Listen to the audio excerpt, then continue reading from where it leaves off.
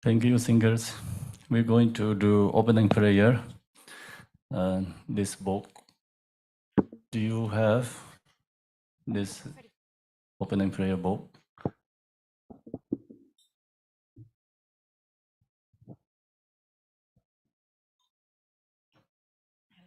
Page 1, next. Dalla dangwar zebe dra nubar zebe ge tarbo dan dam je jebe barde yubar zeba dam je zo zebe mananga dan yambe zenjen dan je dewa dan de Dungar dang drar nyorde lana me ba yang da bar zobe zang jo rumbo je to bar za de ye de zang ma je bar de ling ma ye zang ge wa la gor ma she bar de ling ma ye zang ge wa la gor Te ring ne zong de nyam ma zang da zam je bar de ling a ye zang ge wa la gor. Nang gen ta da nyam be sen je dam je zo je de zom je de yin je wa dam je. Ko zong to yong ding jen chen le ngo wor je ba ye je bong bo dong zha ye je za yi. Yong ne bao be gen ding dam je je ngab da.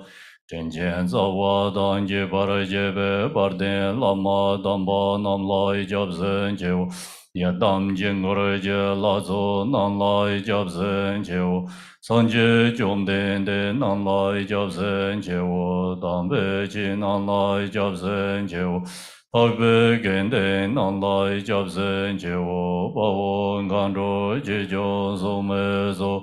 Ye xie jie jian dan den ba nam lai jiao zhen jie wo zang jiu ning bo jie jie ba sang jie nam lai jiao zhen jie jie dan sang jiu zhen ba ye so lan de yin jiao zhen jie jie da ren hen jie de jie jie sang jiu dong ne jie ba dan sang jiu zhen be la ba la Te dai ren yin ne ba dar, te yin zhou la ben dong de, san jiu sen ne yi jie yin, te yin de ne la ba la, ren ba yin de la ba re jie, san jie ji dong zo jin jiu nam la, san jiu bar de da ne jiao zhen jie, da ge jin so ji be so nam jie, Ro la ben zer san jian zhe ba re xiu ma nang ka da nyam be sem jiang dam jie de wa dang de we jie da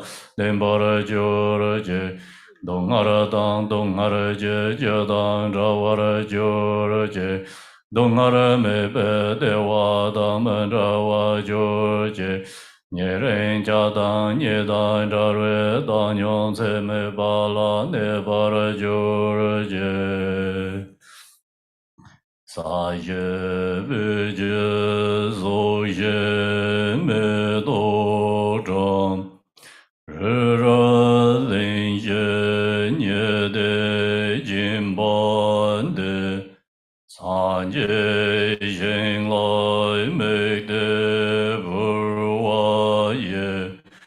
Zhou ge nam dai yin de jiu ba re xiu.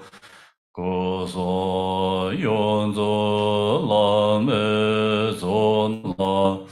Sen nan san son de yin ye jin jiu.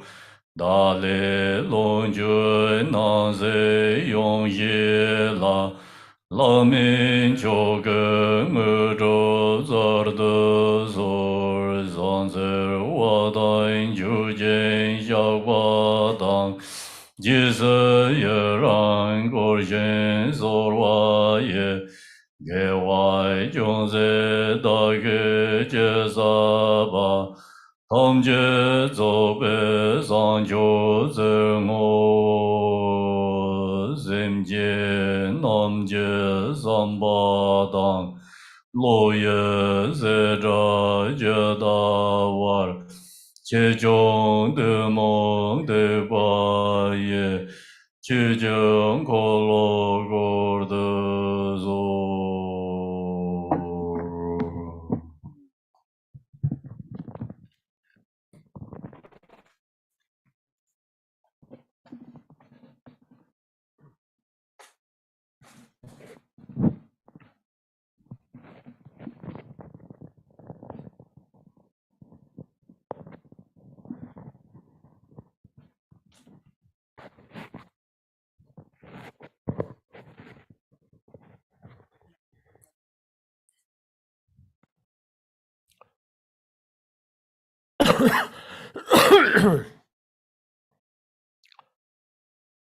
Doji Jawang Dele Naro Na Mame Dagbo Balun Jede Gadism Den Zave Lame Jo Zagyo Lama Yedan Joson La Sawan Deso Dagi Shingi Lo Dedi Luri Dunda Marme Ze Mong Jamba Dada Jagya Gidani Yami Renjin Be Jiden Sungun Javla Goja Michugi Yengi Padana Dusum Sange Gungi Ngo Rasam Chugunga Sudun Zeba Zavela Me Javla Goja Kanda Chuchu Dungi Jidena Dishiklomara Yoruba Kansuda Dendra Tambe Chugi Chan Beshin Mardeva Tam Deshe Namolai Gyana Ludan Nuchinge Drum Dadami Gyanam Dwagungi Daki Jizamba Tamje Gyado Dagi Chudendo Atoma Nawada Yamesim Jadamje and Namjezo Sangi Komaran Bush Tobarcha. Teach you that Kasa Shaki Bungan Dengi, Toran, the Shun, the Shaki Bungan Dengi, that tea, Ma Ningdu Chishua, Dendesi.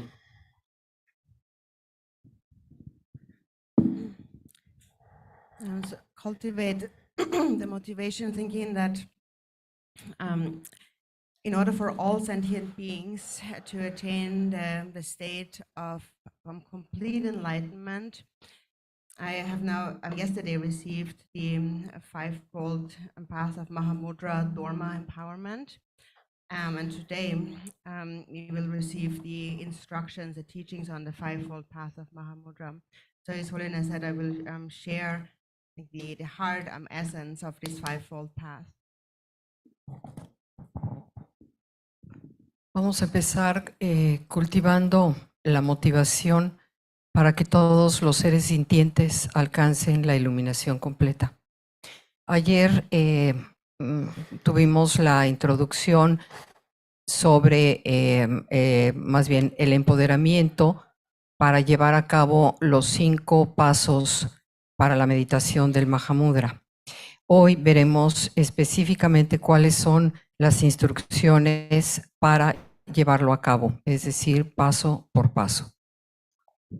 Chaki Shambungan Di Tenen Rongo Pangmo Tubegi Sungla Chanchup Semda Yidam Ha Lama Komyachi Chaki Chambu Ngove Chuki Tenam Jus Tanda Ngadi Chanchup Sem Tachi Yidam Klakombada Ni Lama Kushi Lama Tela Mixegel Lama Nenjor Di Shanda Mandachi Yore Tinga Dendenar Lama Tene Tukutuba Lungutuba Chukutuba Ngoni Kutuba Lama Kushitubiat Lama and then Chaki Shembukomya Juk Ngowache Chetsang Nangjongati in this year. And so this fivefold path of Mahamudra, Master Pangmudrupa has said it comprises bodhicitta, the meditation on the Yidam deity, the practice of the Guru, Mahamudra, and dedication. So the fivefold path of Mahamudra consists of cultivating bodhicitta, practicing the Yidam deity, and practicing the 4 kayas of the Guru.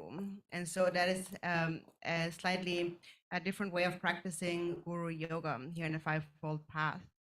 So here we are practicing or accomplishing the 4 kayas of the Guru.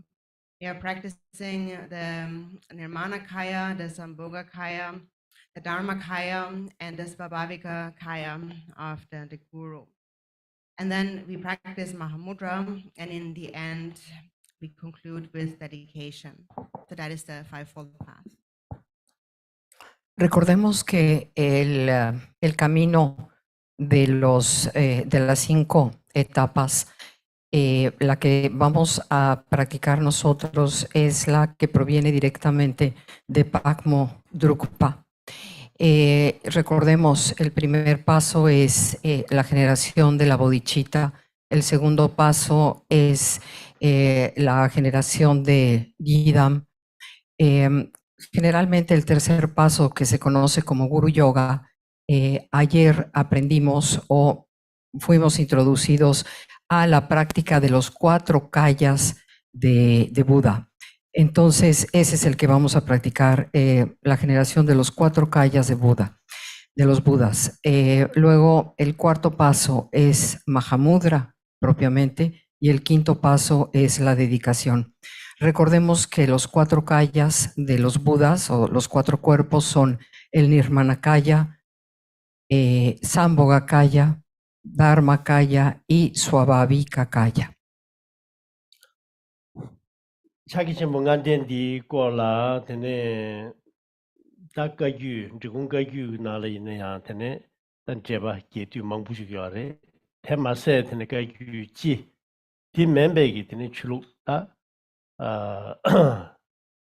부규 낭백 출루 기 개바 망부지기 디돌에 되네 제바다 게티 만세바 하람 매바다 보시리 디 인고야 김생 칸에서는 되네 차기 전문간 된디 되네 배 간부배 되네 또바 양타바 상계 좀 된 얘기 취기 풍부 예디시도 디 되네 수 냠내 시야를 닝부 람게날 뒤제 네 송네 티 테마티나이 디 차기 전문간 된스 센다녀디 네 방법 주베기 다 안디 나로기 콩고르드 네 사마제 파도 디 냠네 쳐고레스 제도 덤베 수체인데 아니 디 개침부지 도 샤브레스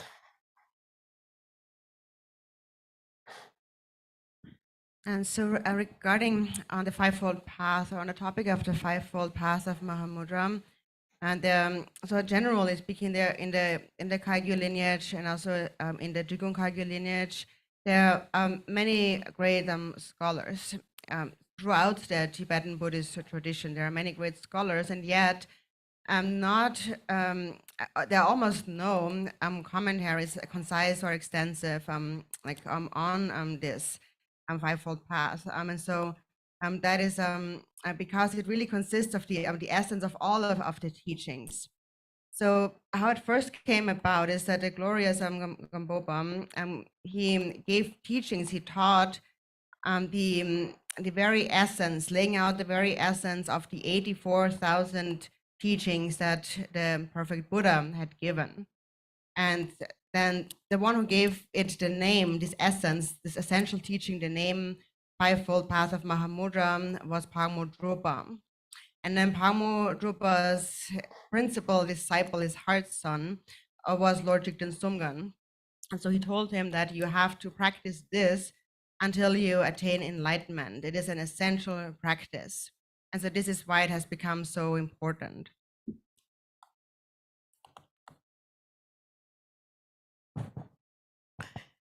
Con respecto a los 5 pasos de la práctica de Mahamudra, debemos recordar que es una práctica esencial, sumamente importante, no solamente para el Drikung Kagyu, sino para todo el linaje Kagyu. Con respecto a esta práctica, Han existido muchísimos sabios, mahasidas, escolares que han hecho comentarios acerca de estos 5 pasos. Ahora bien, recordemos que todos ellos se han dirigido básicamente a comprender cuál es la esencia del propio proceso. Gampopa, recordamos ayer, hablamos de Gampopa,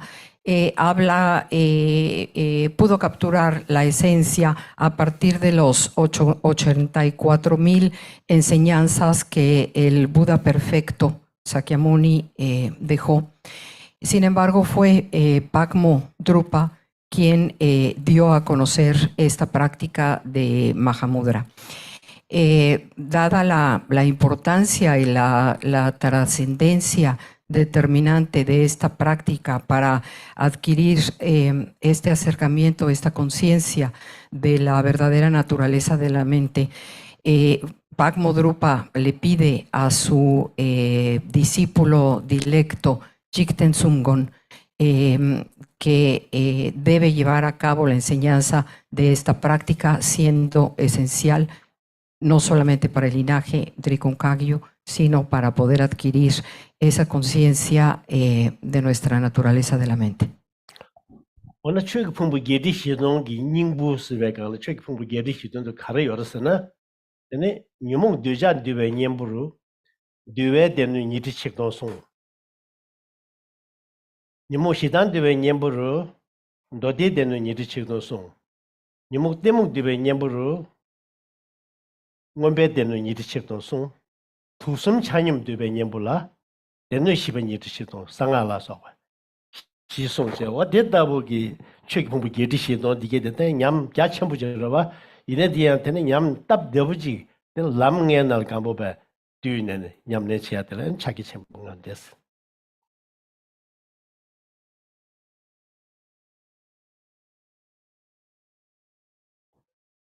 냠모 되자 되베 냠부르 두와 되자는 두와 도델라 And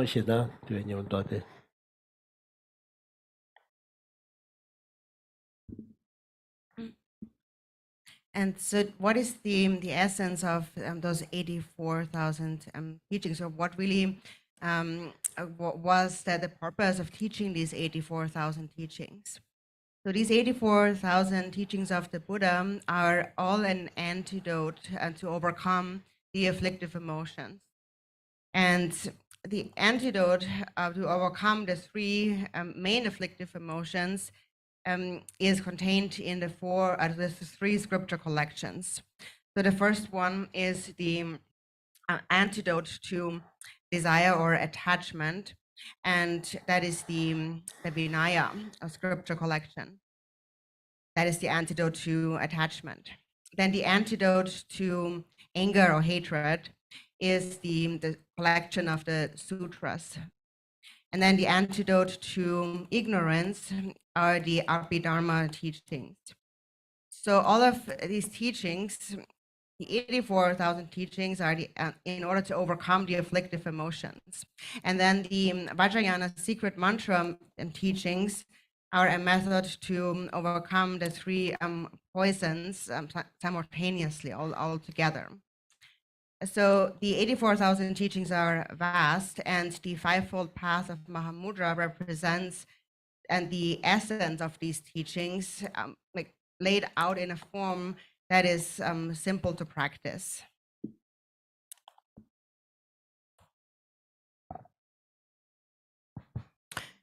Ahora bien, ¿cuál es la esencia de estas 84,000 enseñanzas que nos dejó el Buda perfecto? Básicamente podemos decir que son antídotos para sobreponer o eliminar las emociones aflictivas. Básicamente podemos hablar de 3 grandes venenos, que son el apego o el deseo, el odio o la aversión y la ignorancia. El antídoto para el deseo se encuentra en la colección que se conoce como el Vinaya. Los antídotos contra el odio o la aversión se encuentran en la colección de los sutras. Y los antídotos contra la ignorancia se encuentran reunidos en las enseñanzas de Abhidharma. Ahora bien, el Vajrayana, que es el camino secreto, resuelve o propone simultáneamente antídotos para los tres venenos. Y el Mahamudra es la esencia de todas estas enseñanzas, propuesto de una manera simple. No olvidemos que simple no es lo mismo que fácil. 대답을 되는다 책 공부 예리시던디 규직 나로라 아니 튜럽 듬바이게베 나리아 되네 규리안 고수부리 규니 되네 튜럽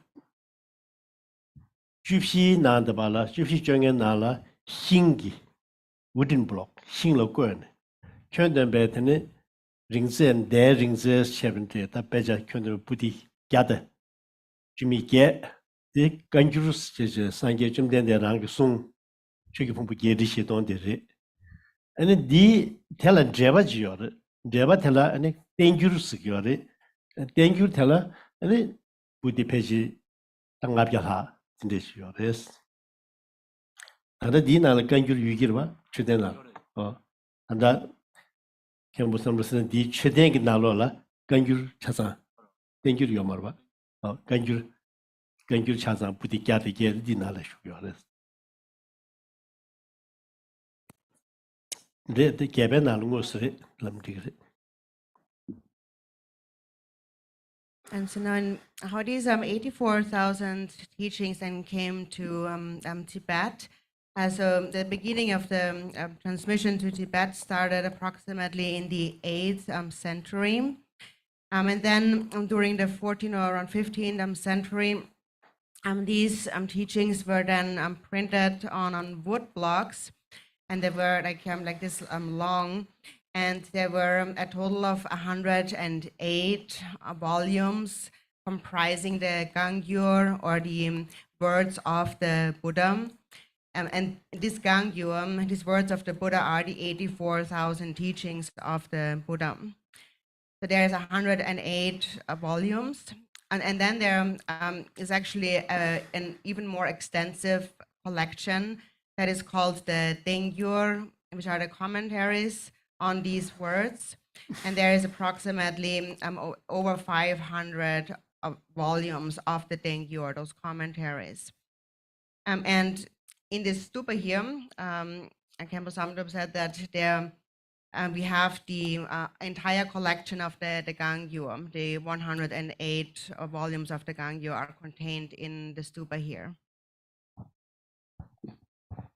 Ahora bien, los 84,000 o las 84,000 enseñanzas del Buda llegaron al Tíbet aproximadamente en el siglo VIII. Y durante el siglo XIV hasta el siglo XV, estas enseñanzas fueron impresas en unos enormes bloques de madera. Recordemos que estos 108 volúmenes comprenden la sagrada palabra de Buda, y hoy en día esta palabra está contenida en comentarios que alcanzan hasta 500. Khenpo Samdrup nos recuerda que aquí adentro del stupa se encuentra la colección completa de los 108 volúmenes que comprenden la palabra del Buda. 디다부기 다 차기진간 된기 규바디 내 야간에 kindes 용버스나 상게 디나라 이 규바조 칸이 Sawe chane tene doda nga duksni yores.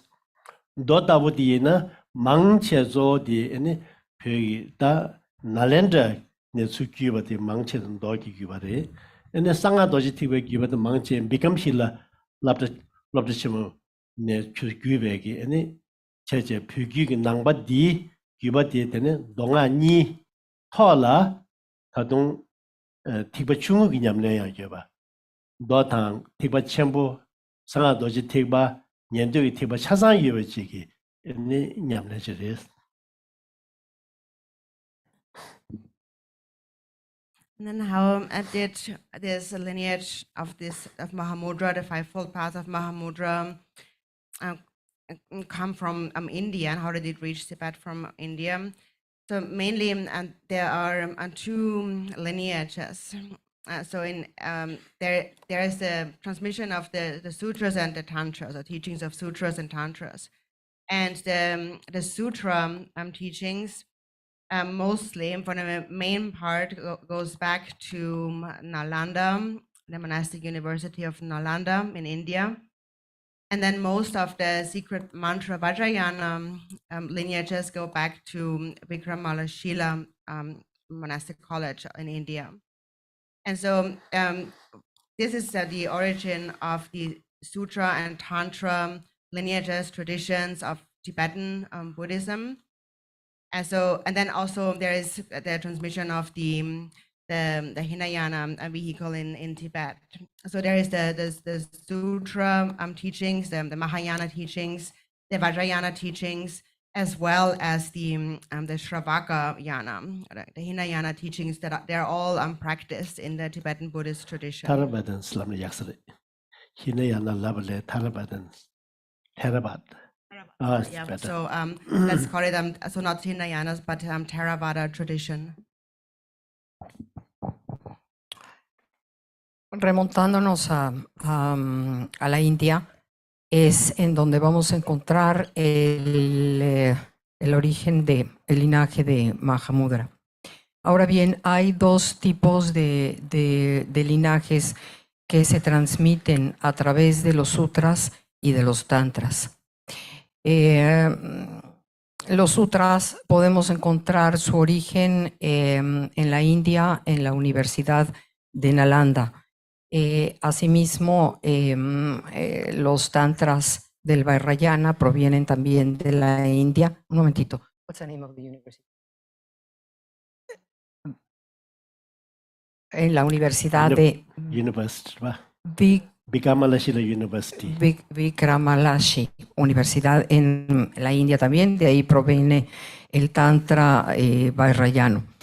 Sin embargo, el día de hoy podemos encontrar que todos los vehículos del budismo tibetano se practican en el Tíbet. Es decir, existe transmisión desde el Theravada, el Mahayana, el Vajrayana, y todas estas tradiciones tienen una práctica viva el día de hoy.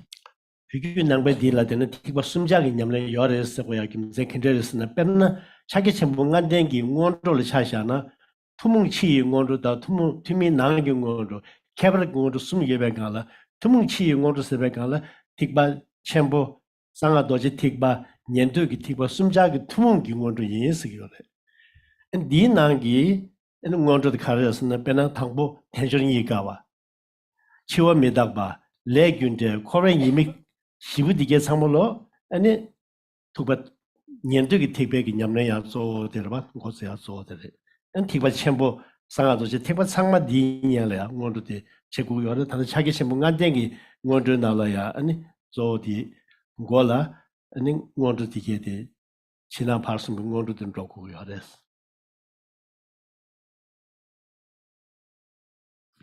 And so what's the reason for also saying that in the Tibetan Buddhist traditions, all three vehicles are practiced. So for example, in the Undro, the preliminary practices of the fivefold path of Mahamudra, the preliminaries consist of three. There are three kinds of preliminaries. The first one are the outer or the common preliminaries. There's 4 outer or common preliminaries. Then there are 4 inner or uncommon preliminaries. And then there are the special preliminaries, and there's 3. And so in the outer common preliminaries are called common preliminaries because they are practiced commonly by all the different vehicles. So they are practiced by the Vajrayana tradition, the Mahayana, or the Theravadan tradition. Commonly, they all practice them. So those 4 outer preliminaries, the common preliminaries, are the reflection on the difficulty of finding a precious human body. Then the reflection on death and impermanence, the reflection on karma, cause and effect, and the reflection on the shortcomings of samsara. And so these 4 common preliminaries are practiced by the Theravadins, by Mahayana practitioners, as well as by Vajrayana practitioners, all alike. And that is why in the 5-fold path of Mahamudra, in the very beginning, the first part of the preliminaries is the reflections on these 4 outer or common preliminaries.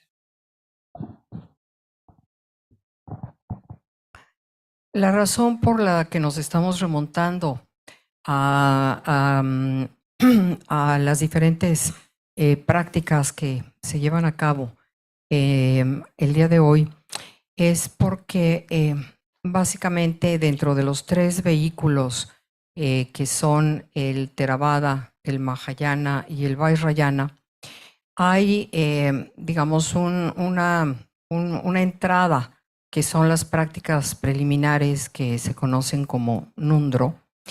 Y dentro del Nundro encontramos que existen las prácticas exteriores o comunes y que básicamente, las prácticas interiores o no comunes y luego las 3 prácticas preliminares especiales. Estas prácticas, tanto el Nundro, digamos, básicamente, es practicado, es observado por los 3 vehículos. Ahora bien, las prácticas comunes se llaman comunes precisamente porque son practicadas por estos 3 vehículos y consisten en la reflexión de lo que llamamos los 4 pensamientos que hacen girar a la mente. Estos 4 pensamientos tienen que ver con la observancia de la existencia del sufrimiento, la existencia del karma, la existencia del reconocimiento de nuestro precioso cuerpo humano y el reconocimiento de la impermanencia. 투뭉치 응원로 투뭉게 다티와 년주다 상매 디기 응원로 디고기 단된자 자기 전부 안 되는 날은 된자지요 봐.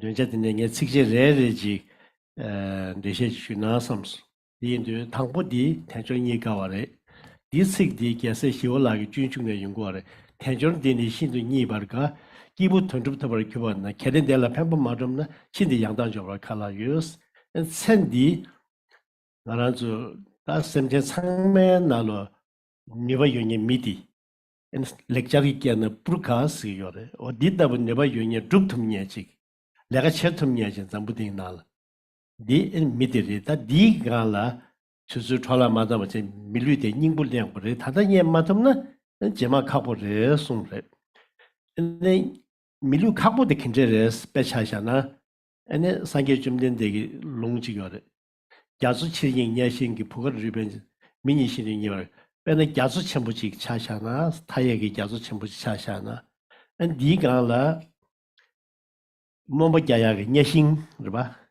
yok sirba nyashin pugar yubachi igu yubachi di gala gyazu chulabki paki suki jigil madeba ane 되기 요아레스 디 펜나스 인데지 예배 털어 서딩되나 아니 리베지 요아레스 서나 리베지 아니 대양한테네 롱아 임바지 차샤나 아니 코야 요원체디 싱디기 냐싱디 부겐달로 그 짐바디 추 두그르베서나 아니 하장 까웨기 빼다버지레스 딘나싱기 이나야 규다 겐 체베가라 아니 추바다부티 밀리 녀바다부티 데레 밀리 신드 텐션디니 신드 녀바가스 빼디 딘데지를 차셔요.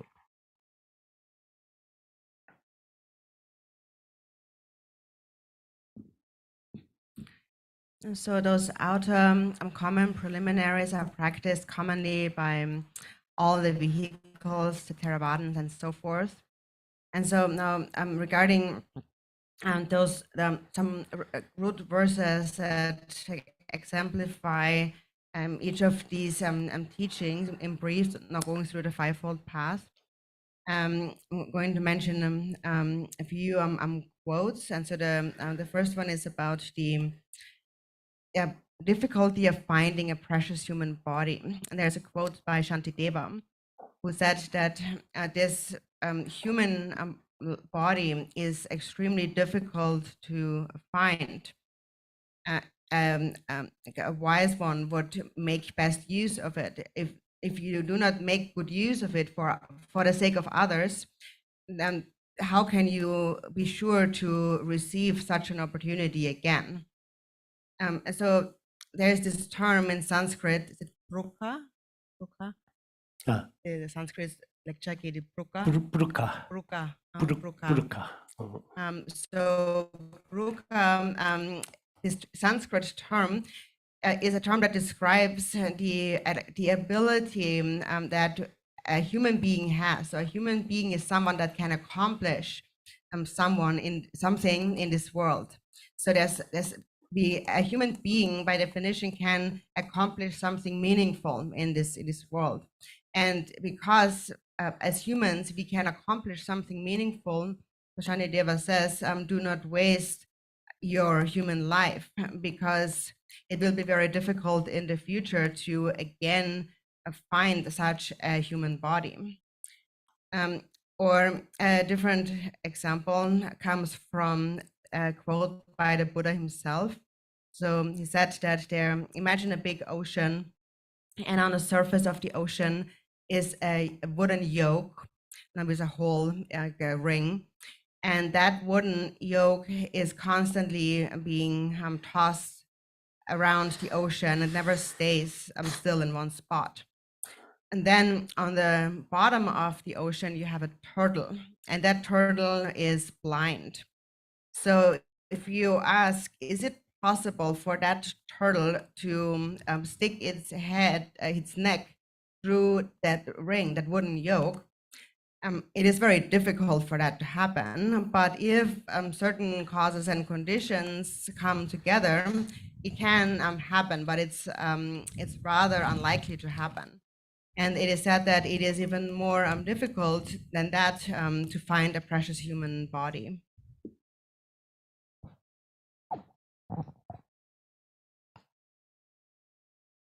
Existen varios versos raíces que ejemplifican de alguna manera estos 5 pasos que se realizan dentro del proceso de Mahamudra. Pero también vamos a explicar un poco cuáles son estos pensamientos que permiten a la mente que se haga, digamos, que gire y que se aleje, que renuncie al samsara.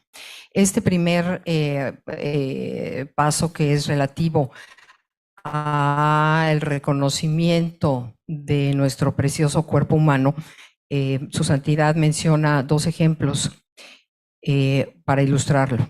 Uno de ellos es el de Shantideva, que menciona la importancia de tener este cuerpo humano porque es el que nos permite llevar a cabo una práctica, es el que tiene la habilidad para llevar a cabo acciones verdaderamente significativas en este mundo.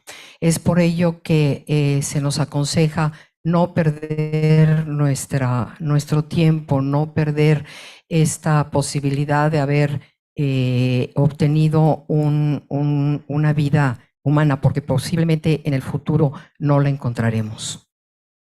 La otra mención o el otro ejemplo proviene de la palabra misma del Buda, que nos lleva a imaginar dentro del océano. Imaginemos que existe un enorme yugo de madera que está flotando en la superficie. Este yugo va y viene, va y viene. Y en las profundidades del océano se encuentra una tortuga ciega. ¿Qué posibilidades tiene la tortuga de meter su cabeza en medio del yugo? Probablemente casi ninguna. Probablemente tendría que haber ciertas causas y condiciones para que lo lograra. De esta manera debemos de pensar que esta posibilidad que tenemos ahora de tener una preciosa vida humana es tan difícil de volver a obtenerla como la de la tortuga ciega que meta su cabeza dentro del yugo flotante en el océano. Tumuchi ngondoge tenengondo nibade tene chiwa metago samyare tela sangye chumdende yi kineso centimeter denge dindan dan rowe gichi khala data rowe sen nangbe lodan da resat babju wege nyungjon dos centimeter ba pena namge dinda buris pena gyagala yaga charshu saba da denge kapde namgal debe ngande chimba de pe tukujing 직도 맞대봐 빼 툭네 파서 누구요 ditdabu dönge dindabu res centimeter dönge dindanda roegi 카드다는 roa 심전 탐지기다 게야나 신주야디 단자불링 거래 삼르다나 단다데 데네 까르체까르체 second 리기기 요라 second 시기 요라 탄다 아니 디 맞으데 근데 드라마 잡아도스다 누가 야탑 야 파치 첩 사바트 미딱 봐라 나라서 미 딩제강 그 딘다 버렸을 때네 나가서 칼라다던 송 카르 참예 누가 참예다 버려 저에서는 남벌 로된다 저에 세진 용료 디케에서 남벌 로 큐버다 큐큐큐 두고 나라서 추서 가르절 되는 되기도 추서 가르절 되는 세컨 딘다 버려 리선 법주에 견용조다 당야마 디르 추수 요마르바 데는 빼디 리서브 나르마 추파반다 딜링 요가도 버레스 데네 아주 추수 가르절을 대비나 데네 가르절을 대비나 데네 빼마세베지 파존 두고 열라냐 수용고 요마르바 어디다 봅니다 봐 레송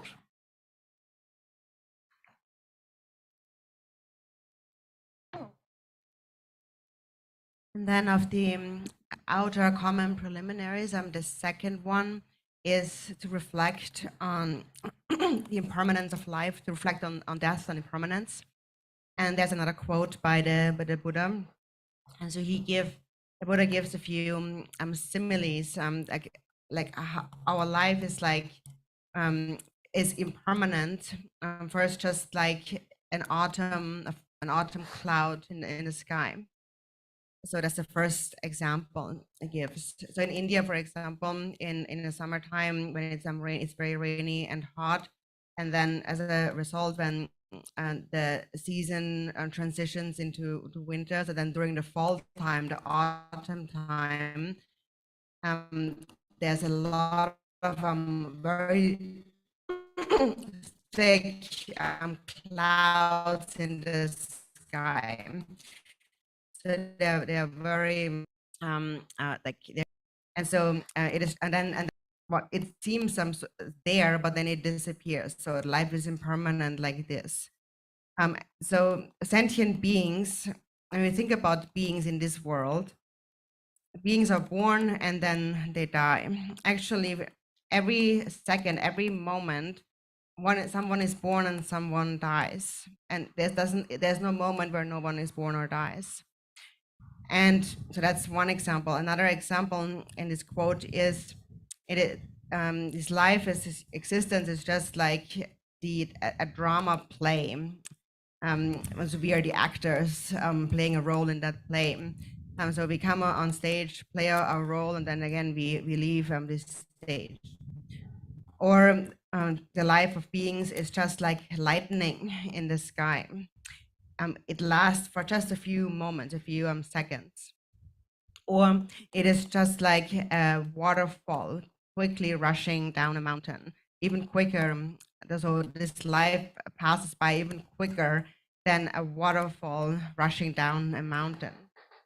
So when we really look at it moment by moment, every moment moves on and is already over. And every moment that passes will never return. So that is the impermanence of life.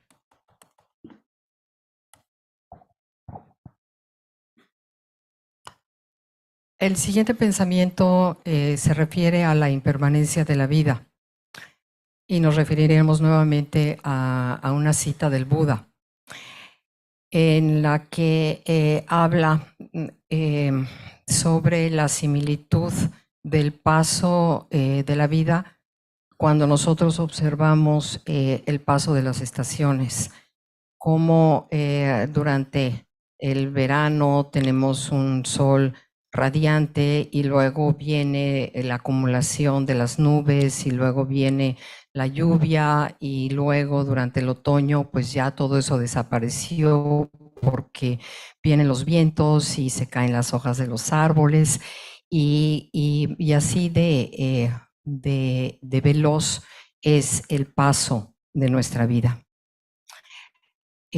También podemos observar cómo la vida es impermanente y los segundos pasan desde el momento en que nacemos hasta el momento que morimos. No hay mejor ejemplo de la impermanencia que el nacimiento y la muerte. La existencia de la vida también podemos verla como una obra de teatro en la que cada uno de nosotros juega un papel, subimos al escenario, llevamos a cabo la actuación de nuestro papel, bajamos del escenario y se acabó. De esta manera podemos observar también cómo la vida es como ese relámpago que refulge en el cielo y luego ya no está, o como el agua de los manantiales que corren desde lo alto de la montaña y cómo corre y no es la misma agua que está arriba y la de abajo. Estos ejemplos nos llevan a comprender y es importante que reflexionemos sobre la impermanencia de nuestra vida.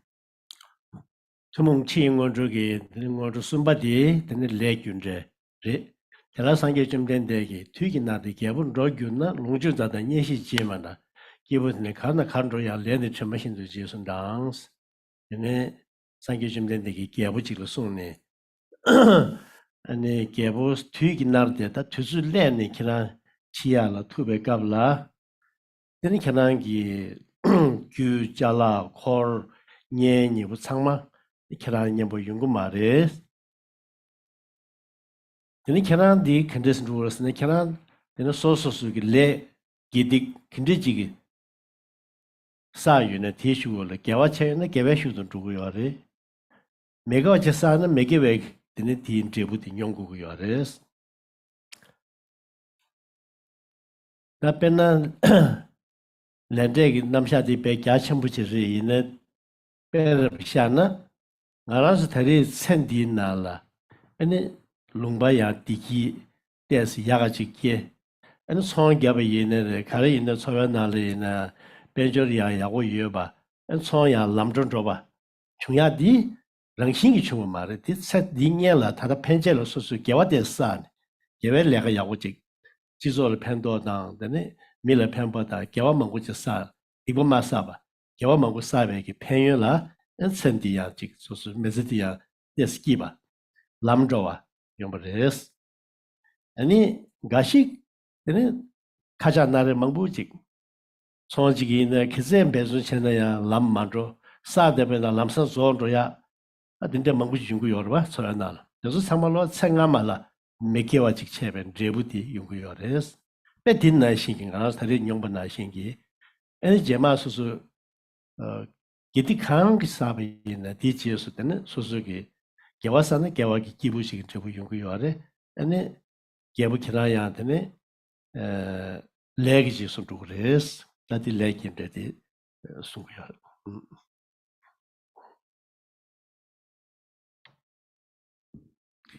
Then next of the sorry of the four outer common preliminaries, number 3 is the teachings on karma, cause and effect. And so there's also a quote by the Buddha, and the Buddha spoke to the king, and he said, "King, when your time has come, when your time to die has come, you will die, you will go on alone.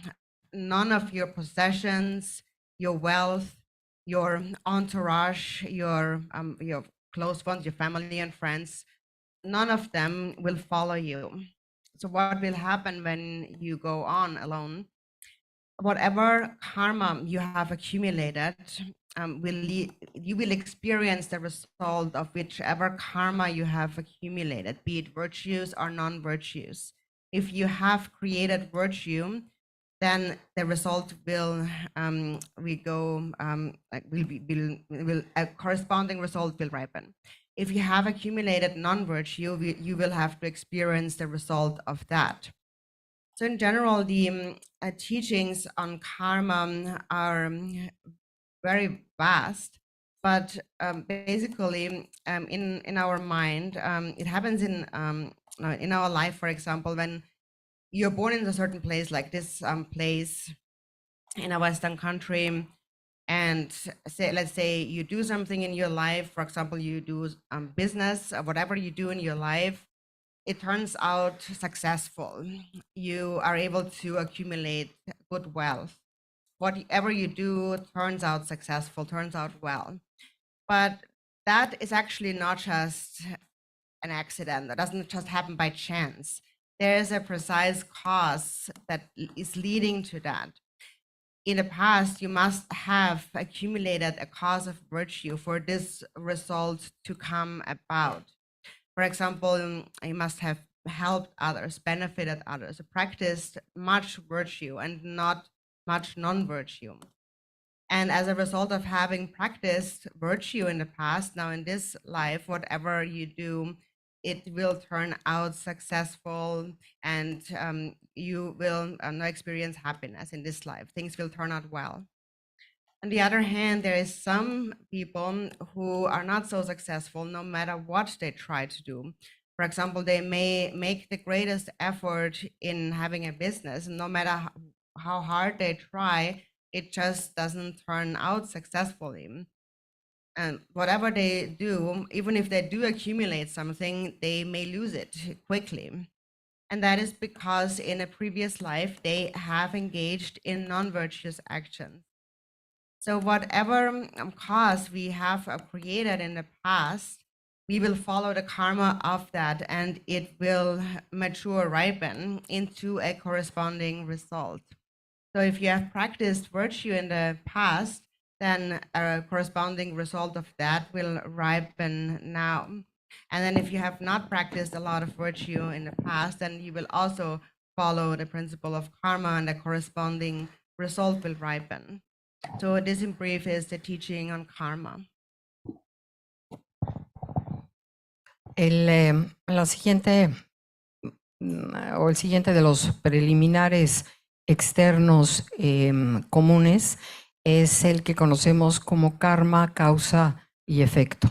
Nuevamente citaremos un ejemplo del Buda, que le pregunta a un rey: cuando tu tiempo llegue para morir, te irás tú solo, no te llevarás nada, ni tus posesiones, ni tu familia, ni ninguna de las acumulaciones materiales que habrás llevado a cabo durante tu vida. Lo que te seguirá es la experiencia del karma virtuoso o no virtuoso, con el cual resultado de tus acciones. Por ejemplo, la virtud da lugar a un karma virtuoso. La no virtud da lugar a un karma no virtuoso. Finalmente hay infinitas enseñanzas acerca del karma. Por ejemplo, una persona que nace en un cierto lugar, con ciertas condiciones, cierta familia, resulta que tiene un gran éxito en sus negocios, acumula una buena fortuna, pero pensemos que esto no es un accidente. Muy probablemente, y más bien muy seguramente, en su vida anterior tuvo produjo un karma virtuoso, habiendo sido una persona muy generosa, habiendo tenido una gran virtud al beneficiar a mucha gente. Eso en esta vida representa felicidad.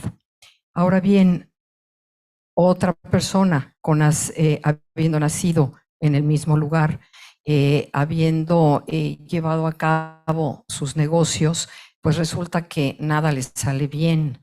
Todo lo que acumula lo pierde. El resultado de sus vidas pasadas. Cuando el karma madura en la vida presente, observamos que es el resultado de todo resultado de la vida actual y de nuestras acciones actuales corresponden a la maduración de nuestro karma producido en vidas pasadas, sea virtuoso o no virtuoso.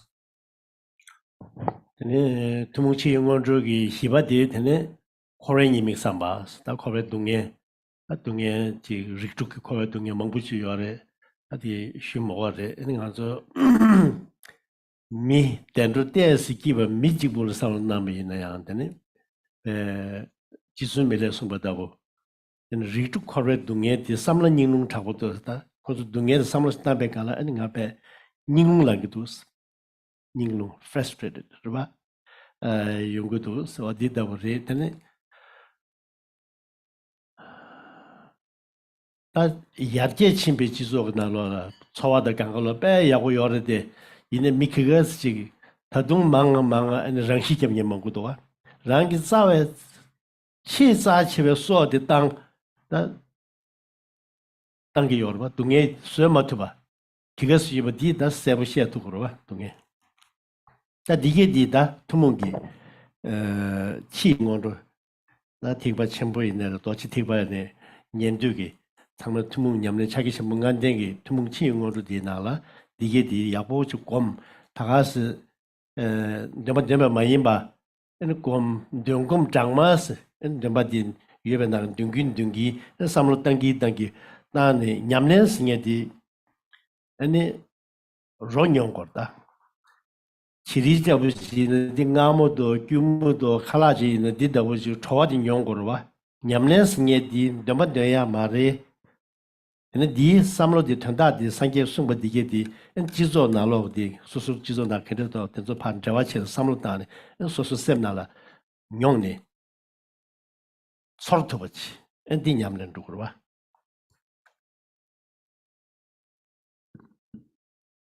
Then the fourth of those four outer common preliminaries is to reflect on the shortcomings of samsara, the suffering of samsara.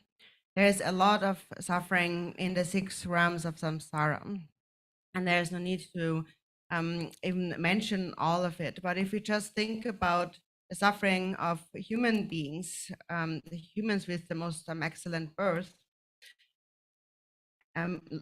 Lord Milarepa said that when I think of the suffering of the 6 realms of beings, the 6 classes frustrated in my heart. And so even nowadays, there's a lot of improvements in our living, our standard of living, our livelihoods, and that is really good. But still, there are more and more people who are committing suicide. And actually, our life is something that we consider as most precious, but people let it go because they are unable to bear the suffering they experience. And so that, for example, is the suffering that we experience as people, as humans. So these are the outer common preliminary practices. So they are commonly practiced in all the vehicles, in the Mahayana, the Vajrayana, the Theravadan traditions. It is the beginning of the 5-fold path of Mahamudra, the preliminaries. And so when you engage in this practice, really meditate on it well, really practice it, integrate it. So meaning that you should not just recite something, but as you recite, really reflect on the meaning, integrate the meaning into your mind. So as you recite, really recite, then reflect, and really have that arise in your mind, and then recite again, reflect, and so on. And so the point of practicing means that you have to kind of taste the flavor, experience the flavor of that practice. For example, of a certain kind of food, to know what it is, you have to taste it, and you know it is a sweet food or any other food. So you need to taste, you need to experience directly the meaning of what is being said here in the practice. So you go through the text, and there are those words, and then you should reflect on not just the commentary or the meaning of these words, and really experience them in your mind. So as you practice in brief, you have to make sure that really a feeling and an experience of the practice, the meaning of that practice arises.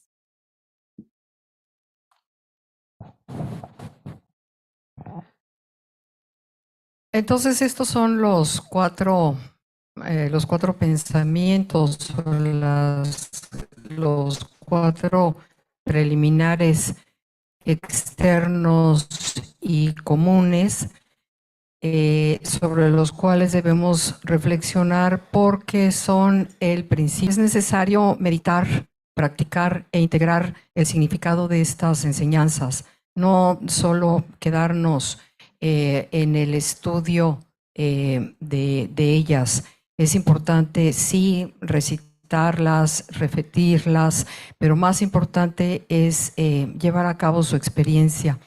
En este caso, la práctica significa poder saborear el sabor de la experiencia, saborear el sabor de la práctica, así como tenemos este interés cuando se nos presenta una comida que no hemos probado con anterioridad. Lo que deseamos es conocer su sabor y saborear lo dulce, lo salado, lo amargo. Del mismo modo, debemos así enfrentarnos con las enseñanzas. Debemos reflexionar en el significado de las enseñanzas, pero también debemos llevar a la práctica el contenido, el significado de estas enseñanzas. Así terminamos con esta presentación de los 4 preliminares comunes o externos, que no olvidemos que son comunes porque se practican dentro de los 3 vehículos, el Theravada, el Mahayana y el Vajrayana. Tene tatikba tumungchi ngorose tumi nangi ngordo dela ani ta tikba chungu da manda tikba chingu gi gyamdo dang ani tiktip tabala sheba dojisim be komde na chilam jugbe chido lamen nenjoro dang tene sonyi zogbe chido mendek chi che shi tumu mayimba shi yore ndi shu moga che ani kebari ngordo de chagi chimbungan dengi gurne dima ne ma chetni shugi in tada Marudes, Chapsas, Yasuche, and the Uncle Tishui. And then next are the uncommon preliminaries, the inner preliminaries. And so they're uncommon as they're not practiced in the Theravadan tradition, but they are practiced in mainly the Mahayana and the Vajrayana traditions. And so those four are first taking refuge in these rituals. Then secondly, to purify obscurations and negativities, practice Vajrasattva. Then to receive blessings, we practice Guru Yoga. And then to accumulate the two accumulations, there's the mandala offering. So these are the four uncommon preliminaries, and so there's no need actually to go into much depth here at this point, but we move on to the special preliminaries, because the special preliminaries actually they represent the beginning of the fivefold path of Mahamudra. And so first we will take a brief break, and then when we return, His Holiness will continue with these teachings. Pasamos entonces a revisar cuáles son los preliminares internos o no comunes, y lo son no comunes porque solamente su práctica se lleva a cabo en el Mahayana y en el Vajrayana. Y estos preliminares son 5, que son tomar refugio en las 3 joyas, el Buda, el Dharma y la Sangha, purificar las negatividades, los oscurecimientos a través de la práctica del Buda Vajrayana, recibir las bendiciones a través de la práctica del Guru Yoga, recibir o entrar en contacto con la sabiduría a través del Mahamudra, y siempre, terminando toda práctica, la dedicación. Los preliminares secretos los están referidos y los vamos a referir ya propiamente a la práctica del Mahamudra, y en este momento vamos a tomar un pequeño descanso. Gracias. 15 minutos.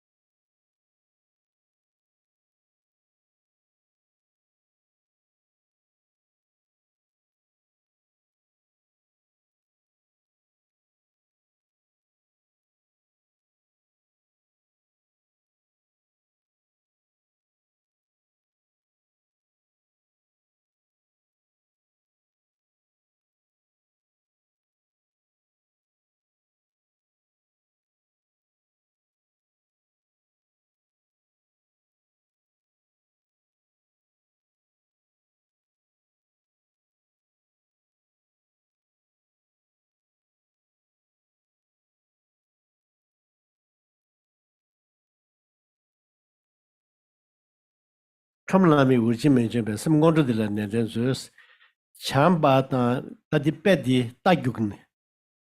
Tagugni, Gendruchene, and Angtango Toba Beshani, Chambada, Ningji di, Talo Besha. Tagugni, Angtango Tobiadi, in the Chanjusan Besha. Gudo Jess Ning Sigdi, Champions of Champagne Gudo, Champagne Taguya, the Chanjusan Besha, Gudo Jess Nedi.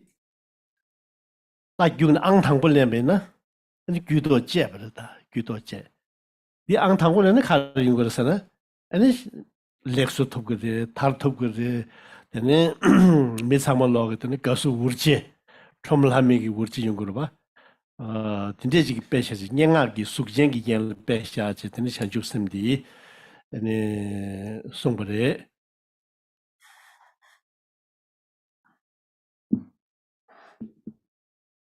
And so in the previous session, we spoke about the outer and common preliminaries, and also gave an outline of the inner uncommon preliminaries. And now for the special preliminaries, are the beginning, the first part of the fivefold path of Mahamudra. And there are songs of realization by Lord Chetsang on each of these 5 practices. And these songs of realization are based on his own practice. So the first one for the path of bodhicitta, the first of the fivefold path, the song says, if the race of helping others has not been won upon the stallion of love and compassion, the cheers from crowds of gods and humans will not come. So persevere in the preliminaries or this primary intention. So here the example of a stallion, a horse, is given. A horse race and a competition to win the race. Here in this example, the horse, the stallion, represents love and compassion. And then the horse is in a race in order to run through the goal first, so to win the race. Winning the race, going there first is an example of bodhicitta. And then the running that race is an example of the altruism, wanting to help others. So the race is the race is helping others. It's the race of helping others. And then when the stallion, when the horse wins the race, when it reaches the goal first, then it will be awarded. It will be cheered by the crowds of gods and humans. It will be awarded for winning the race. And so here, this is like an example of bodhicitta in poetic form, using a normal example and putting it in poetic form to explain or to illustrate bodhicitta.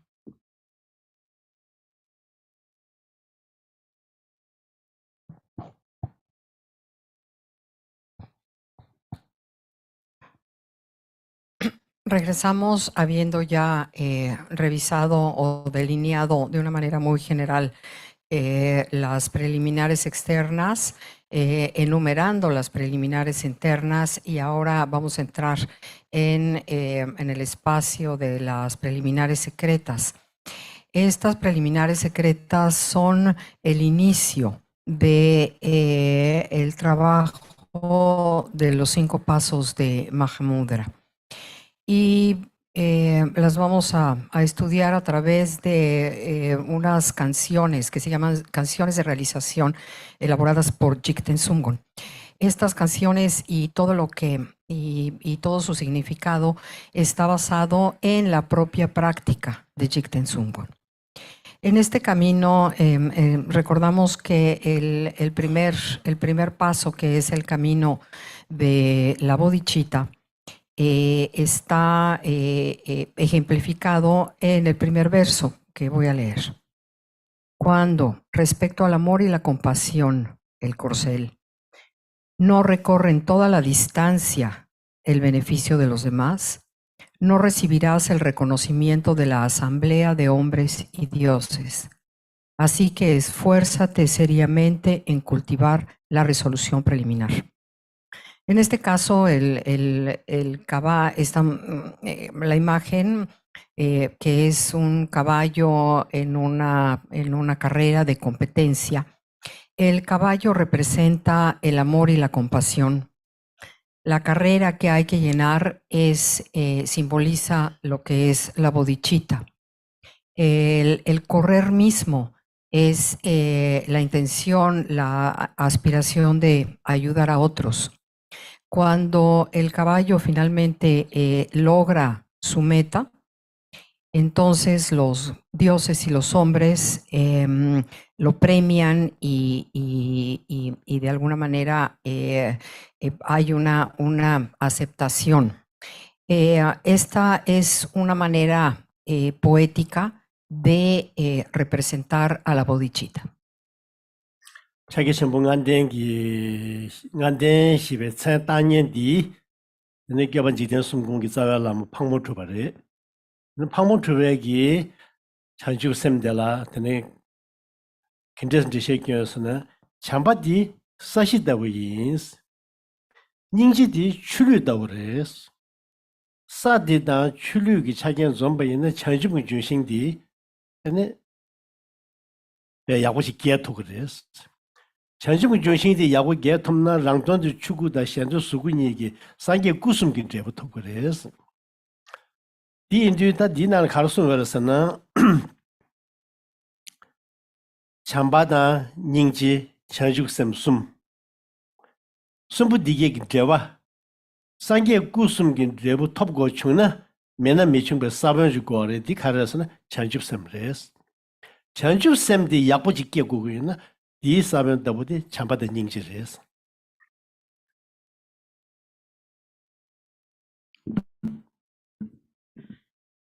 And so who was actually the one that expressed the words of the fivefold path of Mahamudra. It was actually a teaching by Lord Jigten Sumgön's root guru, Pagmo Droppa. So Jigten Sumgön was a disciple of Pagmo Droppa. And so how did Pagmo Droppa explain bodhicitta? He said that so there is love, compassion, and bodhicitta. Love is like the ground, like the soil. Then compassion is like the water. And so if you have good soil and good water, you have the ground and you have water coming together, then the tree of bodhicitta can grow. And if the tree of bodhicitta can grow well, then you accomplish the 3 kayas. You accomplish the Dharmakaya for your own purpose, and the 2 Rupa Kaya for the purpose of others. So as a result, the Buddha's 3 kayas. And so bodhicitta is the seed of accomplishing the 3 kayas. In order to accomplish Buddhahood, bodhicitta is indispensable. And then the seed of bodhicitta, in order for bodhicitta to truly arise, we have to cultivate love and compassion. So the seed of bodhicitta are love and compassion.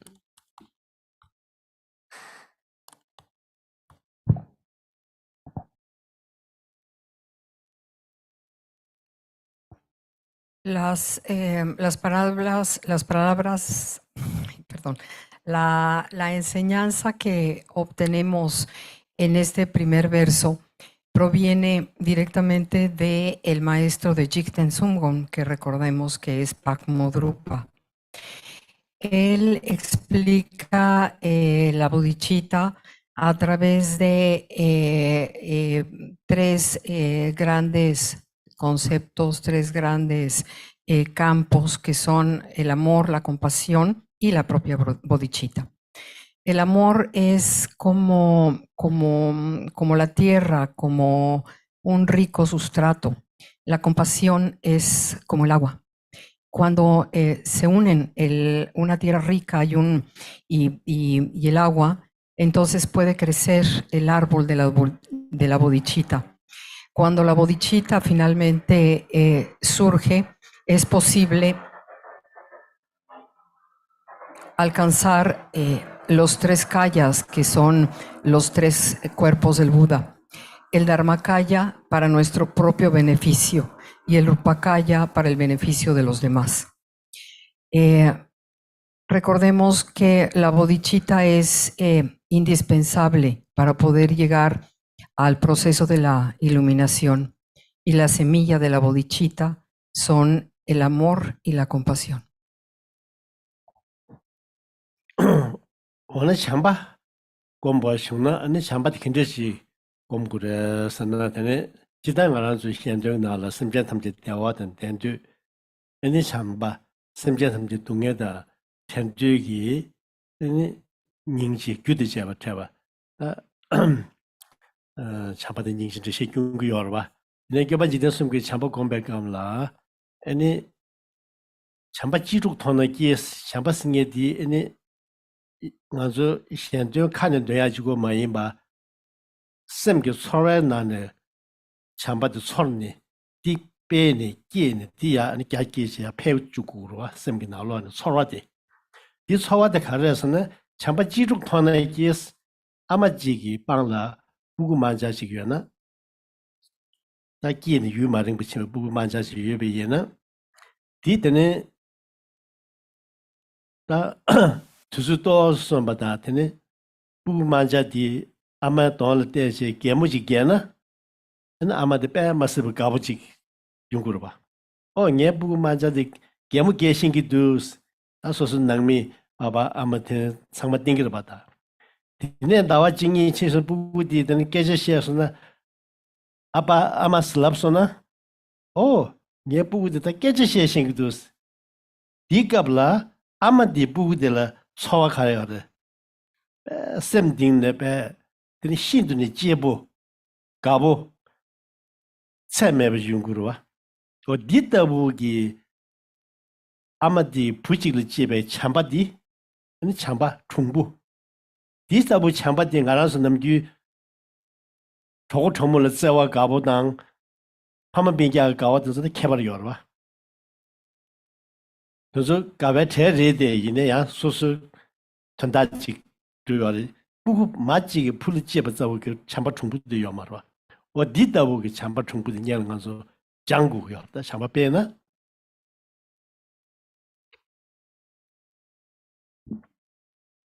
So then how can we cultivate love? How do we habituate or cultivate love? So normally when we make this prayer, in this prayer we say, may all sentient beings have happiness and the causes of happiness.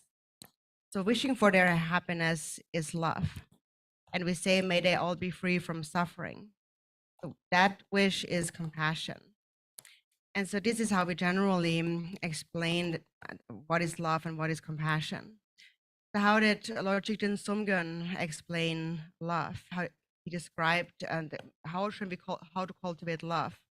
So he says that in order to cultivate love, you must cultivate this feeling of a mother that sees her baby, her infant.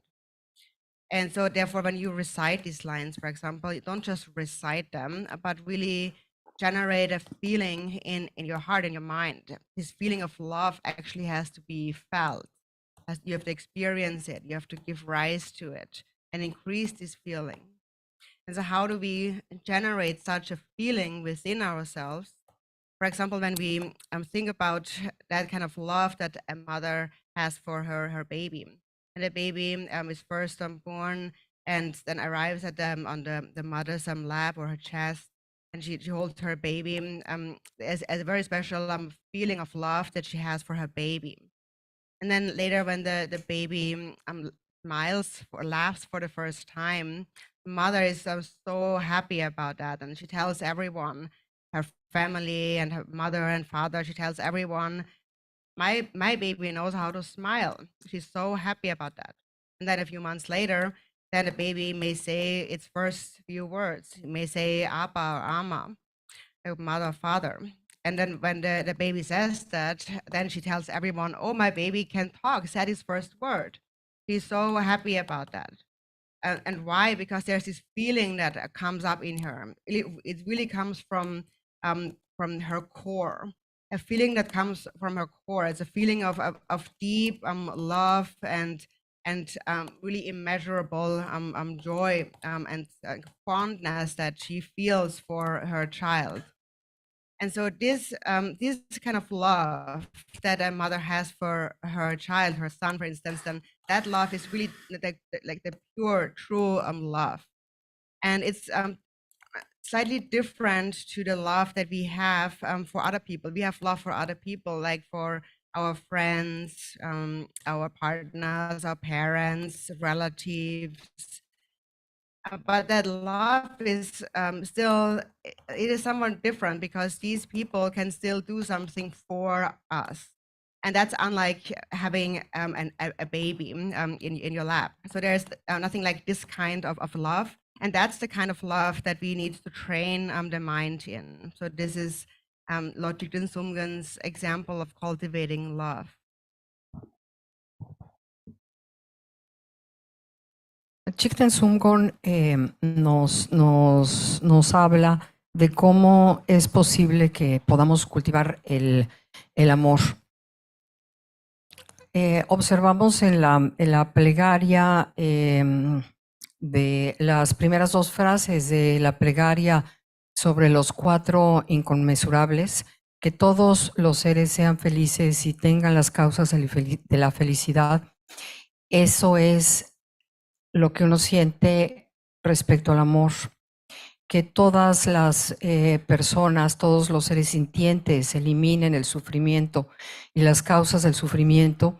Eso es lo que sentimos con respecto a la compasión. Ahora bien, ¿cómo podemos cultivar el amor? Y lo hacemos a través de reconocer el amor que siente una mamá por su bebé. Hay que generar ese sentimiento, o sea, no nada más observarlo, sino generarlo dentro de nuestro corazón y nuestra mente, incrementándolo día con día. ¿Cómo es que la mamá va aumentando día con día ese amor por su bebé? Primero ve que sonríe y inmediatamente la mamá reacciona y se lo va a contar a todo el mundo. Poco después el bebé dice sus ta, ma, y entonces inmediatamente pues la madre va a comentarlo orgullosa con todos. Ese sentimiento viene desde el centro mismo de la madre. Es lo que llamamos un amor profundo y un gozo inconmensurable. Es lo que identificamos con el amor incondicional. Este amor es diferente al amor que sentimos por nuestras parejas, por nuestros amigos, por la gente que nos rodea y que sentimos amor por ellos. Sin embargo, es un amor diferente porque estas personas, digamos que pueden hacer y provocarnos cosas diferentes con su acción. En cambio, el amor incondicional, el amor puro que una madre siente por su hijo, Jigten Sumgön y siguiendo la enseñanza de Mahamudra, dice que ese amor, el de la madre por su hijo, es como debemos cultivar dentro de nuestro corazón lo que llamamos el amor como la semilla de la bodhicitta. 나디 kindes 공부를서나 아니 당로 champion 오디 원지 산다디 부부 부부 맞았다고 참바 지죽디 디기 무엇이면 디 소화디 무엇이 소화디 빼고요. 소화디 갸끼니 빼고디 마신 아주스다 참바 디 빼고디 남과된 예배 심전 탐제 빼고요. 되기네 남산지를 상호를 빼야 될 강에 요구요. 디인데 부구 tene manja dabu chigla chambati tsawadi chumbata ani kira mezi nalo ki la susu kechishu mijik susu zawa chishu jitan jawa chishu mijik di samlo tangje di kira ki tene pensu ki jawa tang zawa tang chamzi ki tsawadi nyong chukne di ya bes ani di shuk cheda chin sausuna ani dine kira ki tene nye chungba 다 녀녀도 참으로 베스 엔디네 파 갸체르 지지 기능이 총길다 되네 개갑다 는 잠불링 참으로 파 초도 삼피를 베야레스 다 디다부기 림바디야 갸기베 갑라 케시 참바기 서버디 슉체부 메충나 야수 당자 부기지라 부구 맞아다우디 서버디 용디 야 슉체부 차스나 야 림바리부 파 갸기 야수 용디데스 Kyabgön jina sungu dina halam dawa chikzi ching dinda komyagita kyabgön kambum nala yore di dabu ki ene chamba komgu yores.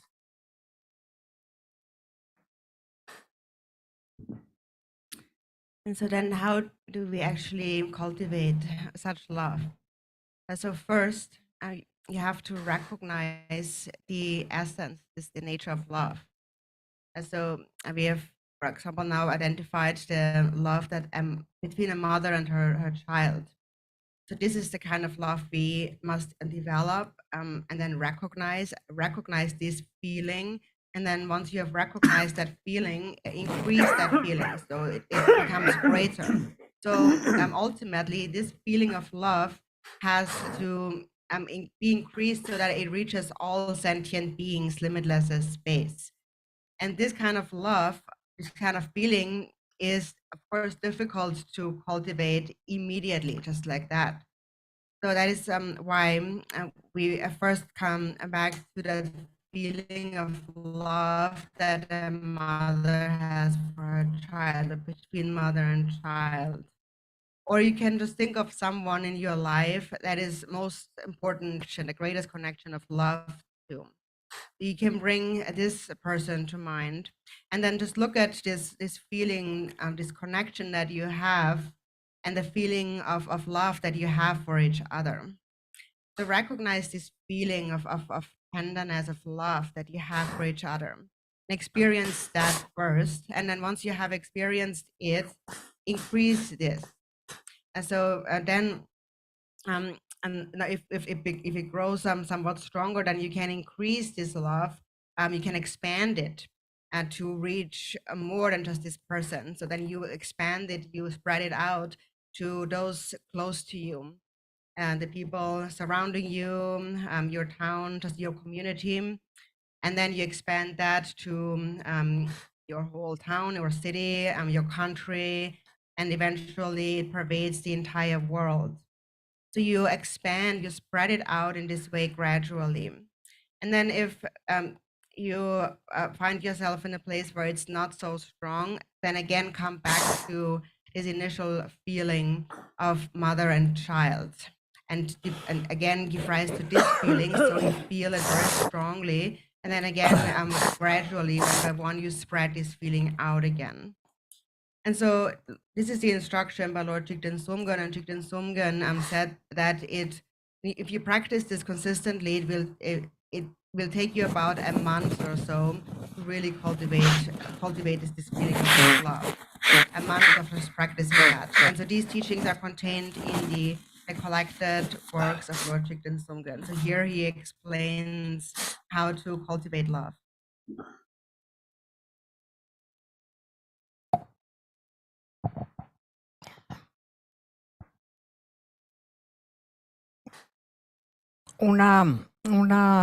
Ya vimos cómo es la recomendación para cultivar este amor.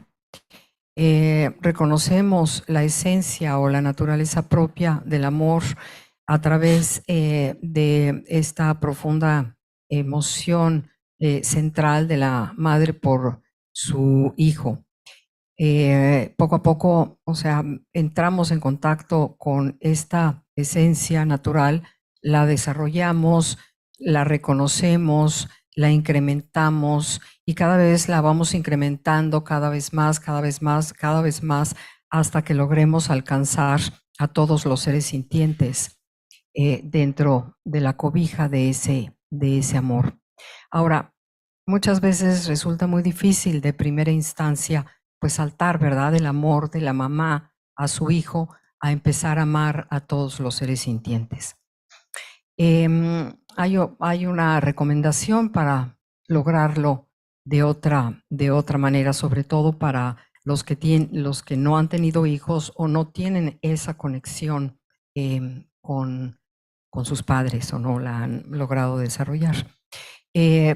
Podemos pensar en alguien que es importante para nosotros, puede ser un amigo, puede ser una amiga, puede ser nuestra pareja por quien sintamos una profundísima ternura, un profundo y muy fructífero y enriquecido amor, una conexión muy poderosa.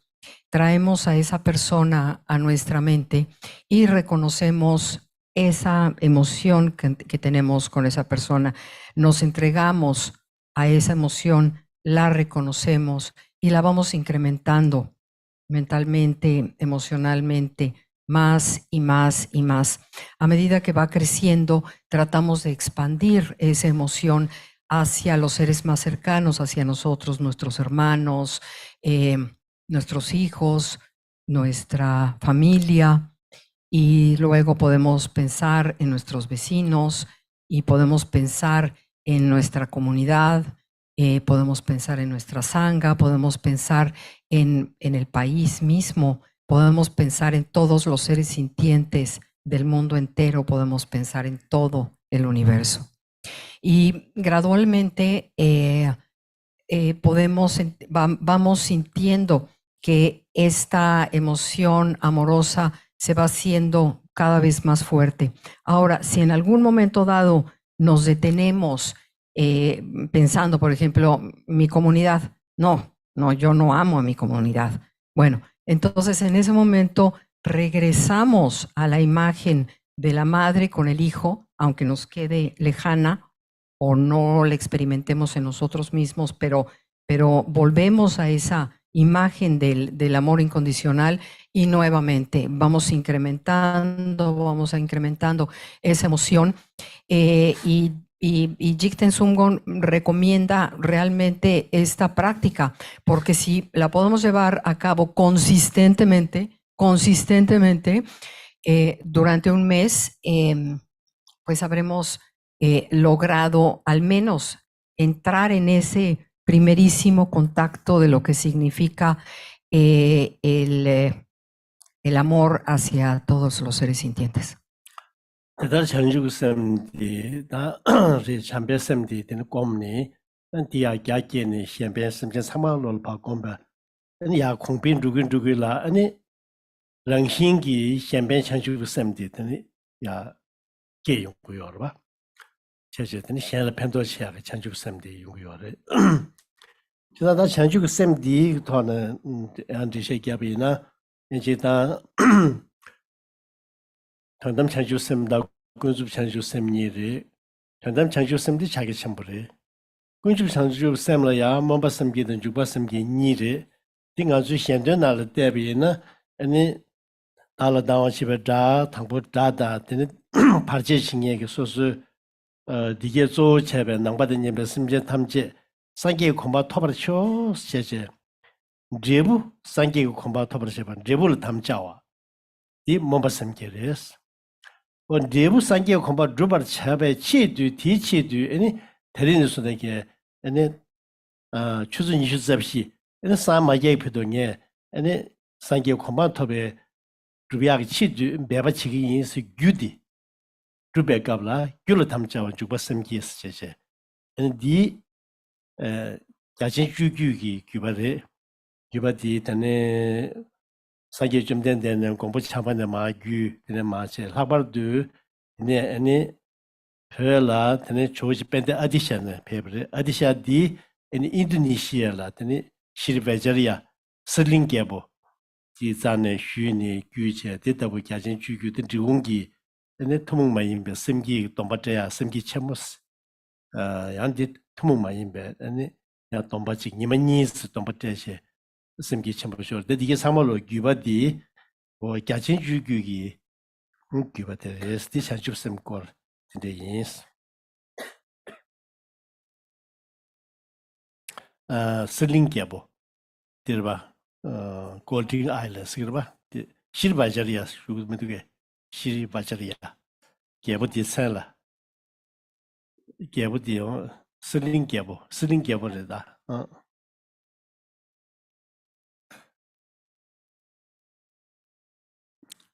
redan diung di choji bende adisha Indonesia sirling pe simgi gyaba nam pöl beber ba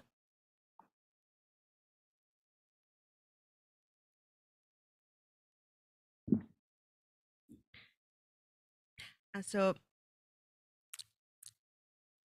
when we cultivate love in this way, it expands to become an altruistic wish, a wish to benefit all sentient beings. So as it increases further and further, it becomes natural. There will be a natural wish to benefit others. And bodhicitta then just remains naturally. And so, and to explain bodhicitta a bit, so there's the ultimate and the relative bodhicitta. Ultimate bodhicitta is Mahamudra. And then the relative bodhicitta is twofold. There is the aspiration bodhicitta and the engaging bodhicitta. So first, for the aspiration bodhicitta, so there is this prayer that we recite, all sentient beings, especially those enemies who hate me, obstructors who harm me, and so on.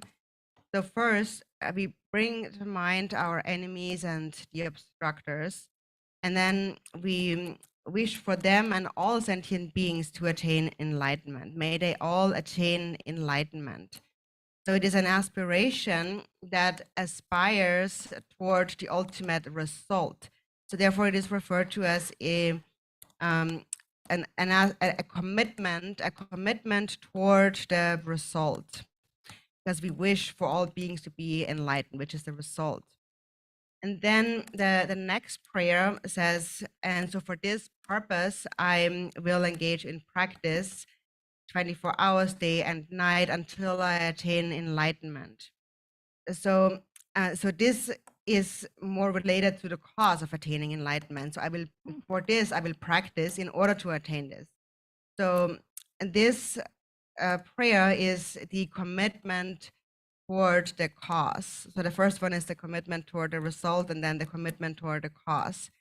And so then this latter one belongs to the lineage, the vast lineage of conduct, and that derives from the Buddha, and then through the Maitreya.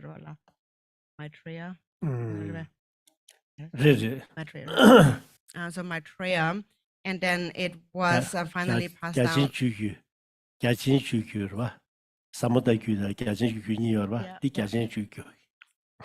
Yeah, so this lineage of the vast conduct. So just for reference, there's two lineages, the one of the vast view and the one of vast conduct. And so this one of the vast conduct now, that derives from Buddha, then Maitreya, and then it reached Lord Atisha, who then brought it to Tibet. And so the way it reached Tibet was Lord Atisha traveled from India traveled to Indonesia. And so there he met with the king Selingba, and from him he received this transmission of the mind generation of bodhicitta. And then he brought that, so Atisha then brought this lineage to Tibet and propagated it there. So that is this lineage of the vast conduct. And so in the Drikung Kagyu lineage, there is a special mind generation of bodhicitta practice or ceremony, and that follows this particular lineage of the vast conduct. And in there, actually the twofold commitment is being conferred, and that is of the commitment to the cause and the commitment to the result. So it is a unique practice of cultivating bodhicitta.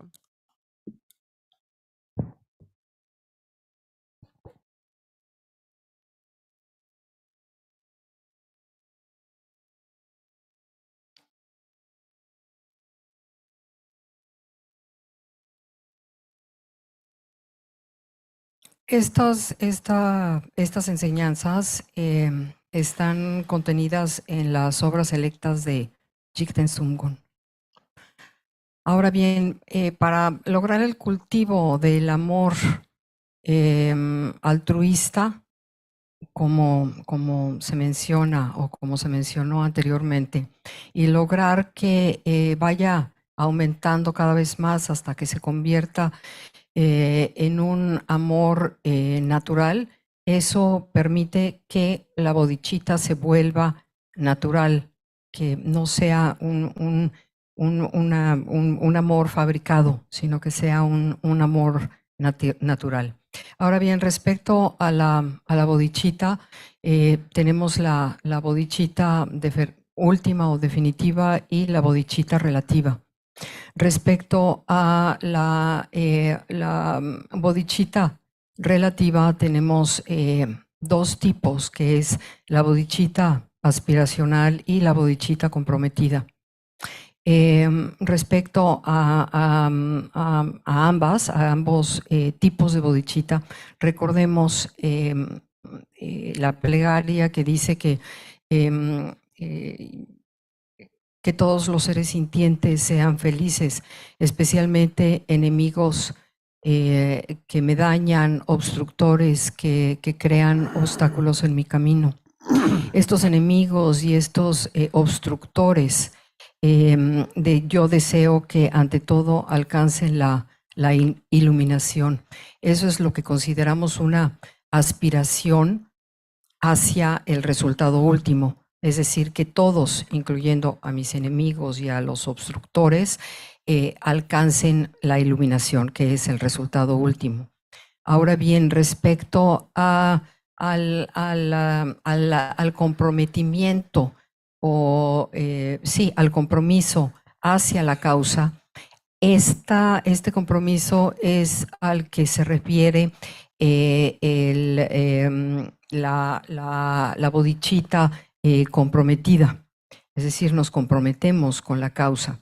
Esta aspiración está íntimamente relacionada con lo que conocemos como la visión amplia o la visión vasta, que se refiere a la conducta vasta, es decir, cómo debe de ser la conducta de manera que podamos comprometernos con la bodhicitta o que la bodhicitta sea nuestro compromiso, y proviene directamente del Buda del futuro, Maitreya, quien la transmite a Atisha.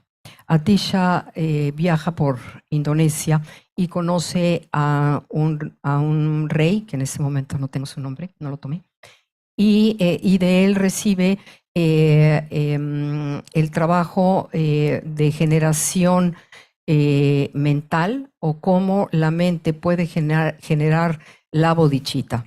De esta manera, esta transmisión Atisha la lleva al Tíbet, y gracias a esta transmisión, el linaje Drikung Kagyu puede empezar a transmitir esta generación de la bodhicitta a través de lo que conocemos como la vasta conducta o la conducta amplia.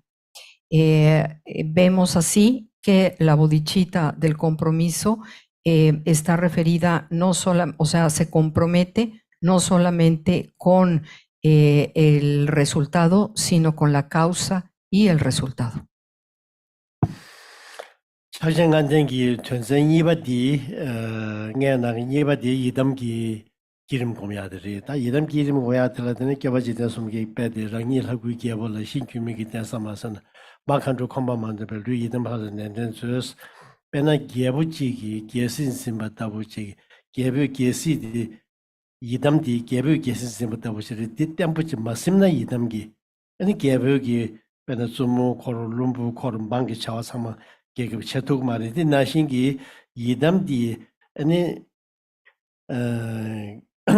냠네디 땜부직 심마투베이나 엔디 마칸로 콘바이너리 아니 상아도지 티베기 초다 투무 용어로 참말로 아니 토그 말이 디디 이담 플랜네데 저요 송디냥아 식데레. And now we come to the second of the fivefold path of Mahamudra, and that is to practice the yidam or the generation stage. And the root verse by Lord Jigten Sumgön says, if the stronghold of the unchanging ground is not seized in one's own body, the king of deities, then the court of Mother Dakinis will not convene. So persevere in the yidam of the body. To seize the kingdom, a king seizing the kingdom, holding the kingdom, ruling the kingdom, is similar to practicing the yidam deity with the unchanging ground, or strongly, or with stability.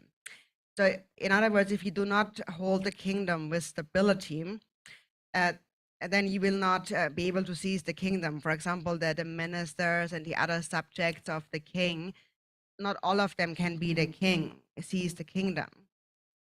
So similarly, if one is not able to practice the yidam with stability, then the crowds of Dakinis and the entourage, the assembly will not come, or one will not gain the two cities, the common and supreme cities of the Vajrayana. And so therefore one should persevere in practicing the yidam deity.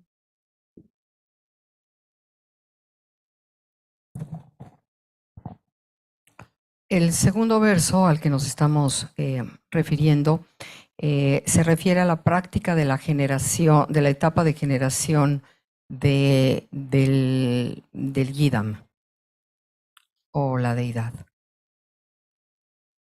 Y el verso dice así: cuando respecto a tu cuerpo, el rey, el cuerpo de la deidad, no aprovechas el firme soporte que es el fundamento, la madre, la Dakini con su séquito, no aparecerá. Por lo tanto, esfuérzate con respecto al cuerpo del yidam, que es la deidad de la meditación.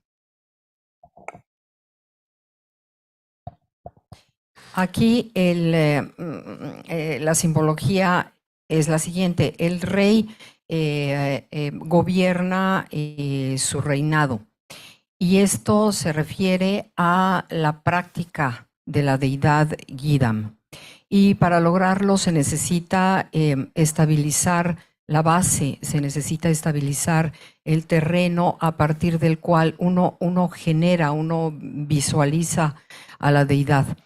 Del mismo modo, si el rey no puede regir a su reino con estabilidad, es decir, no todos los ministros y toda la gente que trabaja en el reino puede gobernar, solamente puede hacerlo correctamente el rey. De esta manera es importante practicar la estabilidad a fin de que la asamblea de los budas, bodhisattvas y dakinis, que son nuestros guías, los guías dentro del proceso, no vendrán y no obtendremos los 2 siddhis del Vajrayana.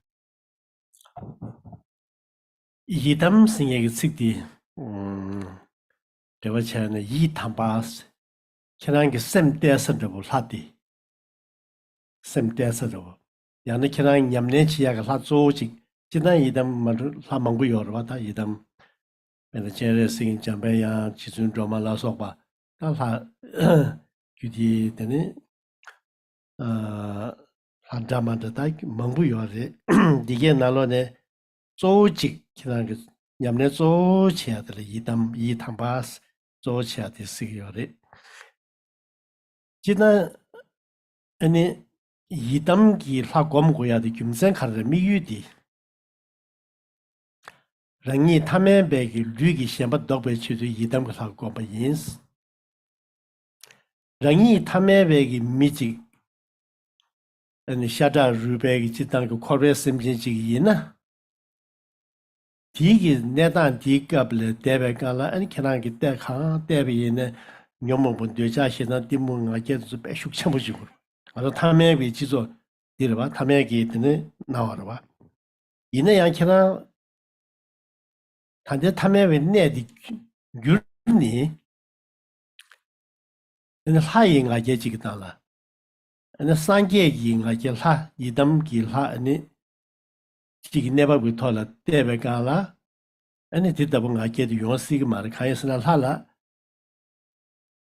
te da bu san ge ji le ya de ja shi da de mo ga je ta to yo si ga ma ba di ne de shi gu ya ga tap shi la sang a to shi ti ba si yo re shi gu be tap shi di 묘몽베 시지요르바 나 지단기 돌라 속바이나 아니 시디 빵기요르다 묘몽베 시디 빵기요르 상아 도지티베 캐주 쪼디 카레 시마빵베 타네 시디 아니 귤구요다 알아서 차샤는 타메베 류디 샤다 풍부 류디 마상바체 타고 타마네 어머 수바와 슈다 소아다마 스베가티 류그랑신디 동반이도 공연백할라 샤다 리버디 코멘팅 말바 디잉알에 에너 하디기 연된디 신균미기 떼서 마시나 떼서데 카라스나 달레디 송샤나 떼서 망부차스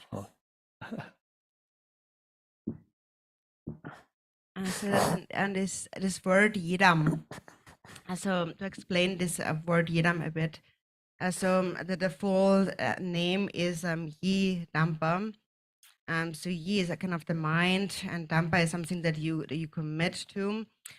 And so first of all, what's the purpose? What's the real kind of goal or intention of why do we practice the Yidam deity? It is said that the purpose of practicing the Yidam, visualizing the Yidam, is in order to turn away from the ordinary thoughts of our body, of ourselves of our own body. That is, seeing us in ordinary form of blood, of flesh, blood, and bones. And so that this kind of basis needs to be transformed. So this ground needs to be transformed. And so normally when you are in a place and you look around, wherever you look, whatever you see triggers very strong feelings, the afflictive emotions, either attachment or anger or ignorance, jealousy, pride. They always arise very strong as we view our surrounding. And so that is our ordinary perception. And this ordinary perception needs to be transformed into a divine pride of being the deity, a Buddha pride, of really dwelling in the nature of the deity. And so when you are the deity, then it is not possible for these afflictions to arise. It's not possible for a Buddha or for a deity to develop attachment or anger or ignorance, jealousy, or a pride. So the Vajrayana is a method to transform this basis. The basis here is the basis of affliction, and this mind of affliction, and that is transformed.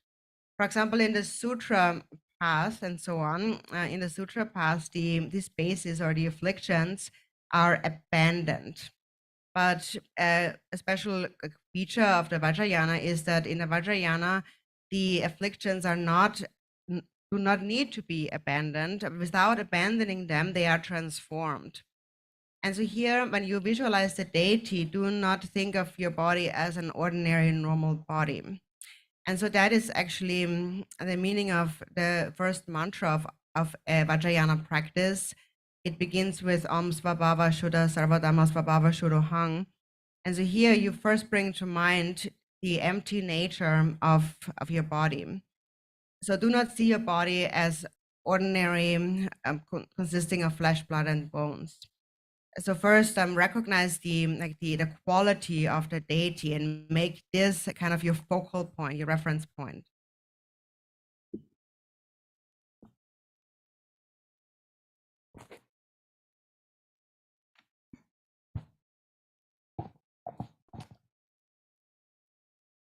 I forgot one thing in the beginning. I forgot one line here. There are actually many Yidam deities. And so even though there are many different Yidam deities that we can practice, for example, there's Chenrezig, there's Manjushri, and Tara, and so on. Among all of these different deities, you select one deity that you practice, and that you make your kind of your focal your focus on. So this is the one that you kind of commit to. So this is the meaning of Yidam or the Yidam. Sorry, I forgot this line.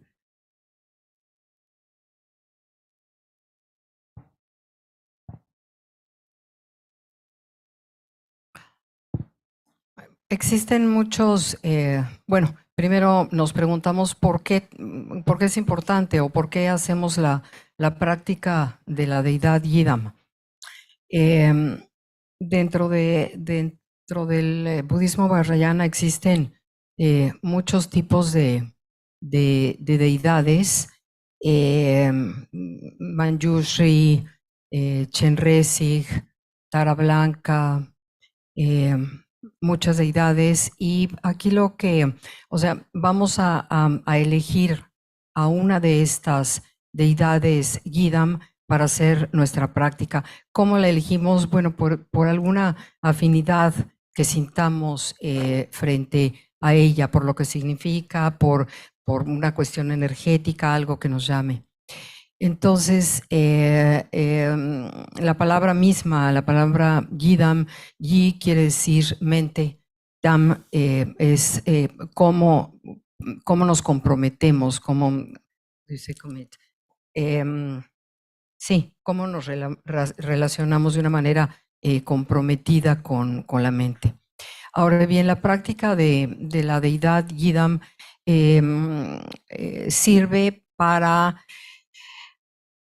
eliminar, para hacer a un lado todos nuestros pensamientos ordinarios y toda la materialidad de es decir, la manera como si solamente sintiéramos nuestro cuerpo materialmente, conformado por la carne, por la sangre, por los huesos. Esto necesita ser transformado. La base, el fundamento debe de ser transformado para llevar a cabo esta práctica, y para eso sirve la práctica, para transformarlo. Si nosotros miramos alrededor nuestro, nos damos cuenta que prácticamente cualquier cosa que vemos dispara sentimientos y muchas veces emociones aflictivas, de apego, de aversión, celos, ambición, coraje, ira, y estas emociones pues finalmente son una percepción ordinaria que debe de ser transformada en lo que se llama el orgullo de la deidad. Es decir, lo que vamos a hacer una vez que elegimos la imagen de la deidad Yidam, nos vamos a transformar en ella, haciendo a un lado nuestra mente y nuestra materialidad ordinaria para convertirnos en la naturaleza de la deidad, que es vacía, la naturaleza misma de la deidad, la esencia de la deidad. En ese momento vamos a hacer surgir lo que se llama el orgullo divino, y nos vamos a sentir, no yo, María, me convierto en Tara, y entonces estoy orgullosa de mí, María, convirtiéndome en Tara. me convierto yo, transformo mi ser ordinario y me convierto en esa deidad que está vacía, pero que ya no soy yo. Ese momento lo identificamos como el orgullo de la deidad. ¿Y por qué es importante hacerlo? Porque nos damos cuenta que la deidad, los budas, no sienten emociones aflictivas, no tienen esa manera de relacionarse ordinariamente con su alrededor. El Vajrayana procura o propone este método de la práctica de Yidam para transformar los espacios, para transformar la mente aflictiva. En el Camino Sutra nos encontramos que estas emociones aflictivas se abandonan. Hace uno un proceso por abandonar en la meditación. Lo que uno quiere es abandonar esas emociones aflictivas. En el Vajrayana no necesitamos abandonarlas, sino transformarlas, transformar este cuerpo ordinario en un cuerpo de deidad, convertir nuestra naturaleza en el cuerpo vacío de la deidad, y reconocer esta cualidad de la deidad es la cualidad de vacuidad, la cualidad vacía de la esencia natural de la deidad, es lo que tenemos que convertir en nuestro punto focal durante esta práctica. nyomung be shi gyurbe lam sanga doji tikpa dinana dine di nyamne hidam gi la kombe kan la ane rimba yi yung yor ba gibe rimba ta zogbe rimba singech gibe rimba di tamang kenang gi lu di omo su bawa shu da sti girim changmen gol yor di ji kan la mimik be che shada du je pung bu ji ma mi bu dong ba ji ba dong ba di nga la ane nazo bema medo bema da ba 디 간라 아니 다베기테 림바신도 야기기여봐 다베데 야는 디카 하시는 디카 니메데 디간을 하수수고 사베 그래서 지수 좀 하다 보이는 땀이 어디네 워서 트니 ene sudu ne ene lati gu kiene ene gu de gundo kente yore changsa kente yore cha kese yore xie kese yore jian kese yore namsa kente yore rimba lati ya ene gi yore ba di gibe rimba sigir ba di gibe rimba rangi ki gibe matse ene di lati chi yu gi tongze gi suk sangmal lo laya rang hi du gomne rowa samse rikchuk sangmal lo tene yidang bhalo komne ane nga daya da di jiba jaya da di rimba dige sangma chani da zogbe rimba sebe ngala ya toga ne sabyon tene wese ji chune chi yu du yebe tene da lagu sangma lo su we de shune chi rang lu de la tim zog da zog du yor ba we de shune zog du yor di chi gi lu de yang we de shune nang gi tene da nga ring la omta르들 마마 아이게나 분네 분는 마 링에 될 팀 링에 대한 수 뒤에서 림바시도 날 담이글 팀 담이 돼야 되네 중내마 림바시도 에네 마고 나다피도 팀 매버 샤드 림바 여러와 들으시게라 되네 끼베 림베기 찰라디게 상말로 에네 소사가 날라 소남그 소리 소그 림바디게 마 술레베가라 에네 이식 솔즈로 거와 손이 송주고 타네는 상계 공부도 듣고요라. 디 기림기 다 조르버시 시르부티제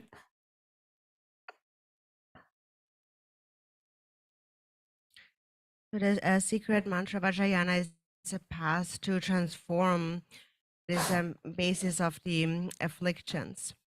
And so a method is to practice the Yidam deity. And the practice of the Yidam deity is twofold.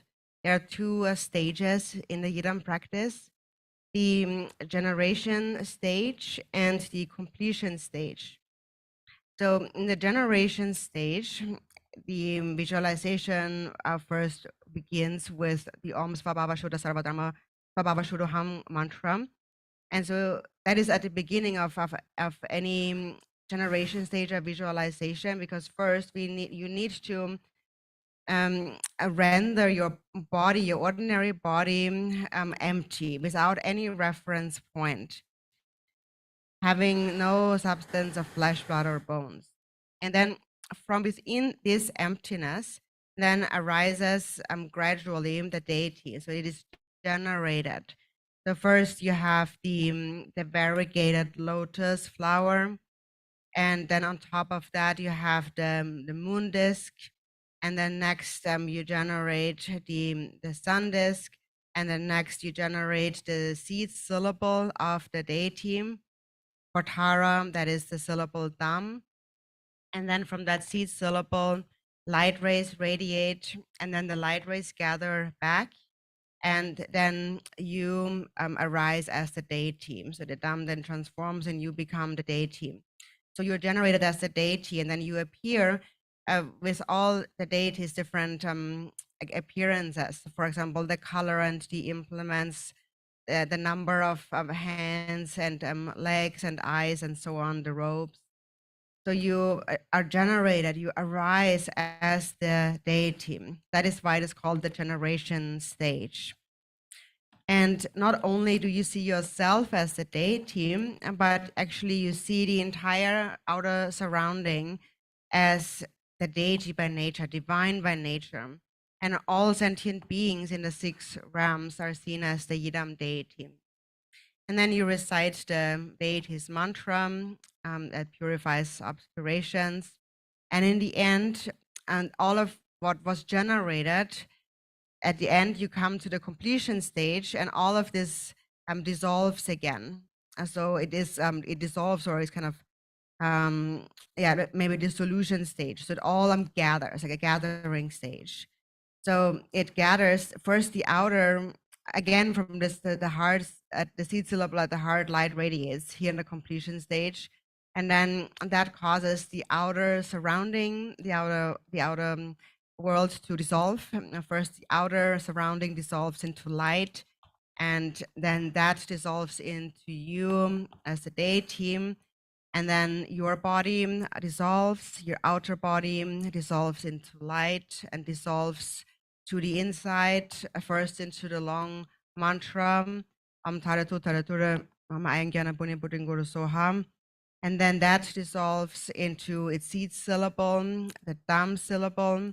And then the Dam syllable slowly dissolves from bottom to top. And on top, it then dissolves into this nada string on the very top, until it finally completely disappears. So gradually everything gathers. First there is the arising, the generation.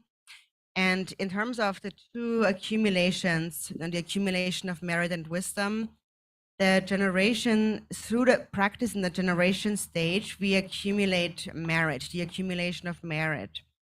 And then all the different aspects of the completion stage is the accumulation of wisdom. And in order to attain enlightenment, we need both accumulations of merit and wisdom. So this is the main point of the foundation, the basis of the generation stage.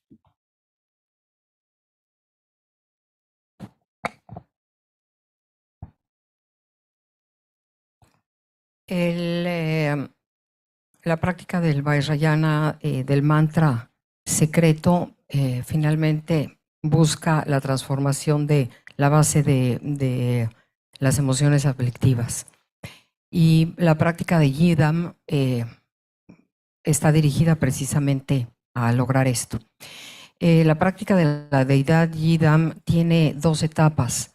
Una es la generación y otra es la completud o la finalización, en la cual se reúne todo lo que se trabaja durante la etapa de la generación. Durante la etapa de la generación, esta etapa de la generación se basa básicamente en un proceso que llamamos visualización. ¿Y qué es lo que vamos a visualizar? Pues vamos a visualizar lo que está frente a nosotros, que es la imagen de la deidad Yidam que elegimos. Para empezar, o sea, repetimos un mantra que permite que nuestro cuerpo ordinario elimine toda o se transforme sin ningún punto de referencia, es decir, lo vaciamos completamente. Desde esa vacuidad vamos a generar a la deidad. Es decir, no entramos con todas nuestras emociones aflictivas y me duele el cuerpo y estoy mal setado. O sea, eliminamos absolutamente todas estas sensaciones y emociones, lo vaciamos completamente, nos vaciamos y a partir de ese momento es que vamos a generar a la deidad, es decir, desde la vacuidad. Y vemos una flor de loto, encima hay un disco de luna, luego un disco de sol, luego observamos la sílaba semilla. Vamos a pensar, por ejemplo, en tara blanca o tara verde o tara roja, cuya sílaba semilla es tam. De esta sílaba semilla, que generalmente o sea, podemos tener una imagen para poder visualizarla correctamente. De esa sílaba semilla salen rayos de luz que empiezan a irradiar a todo nuestro alrededor. Luego estos rayos regresan y la sílaba semilla se convierte en la deidad. Esta deidad empezamos a visualizar poco a poco y a generar cómo se ve la deidad.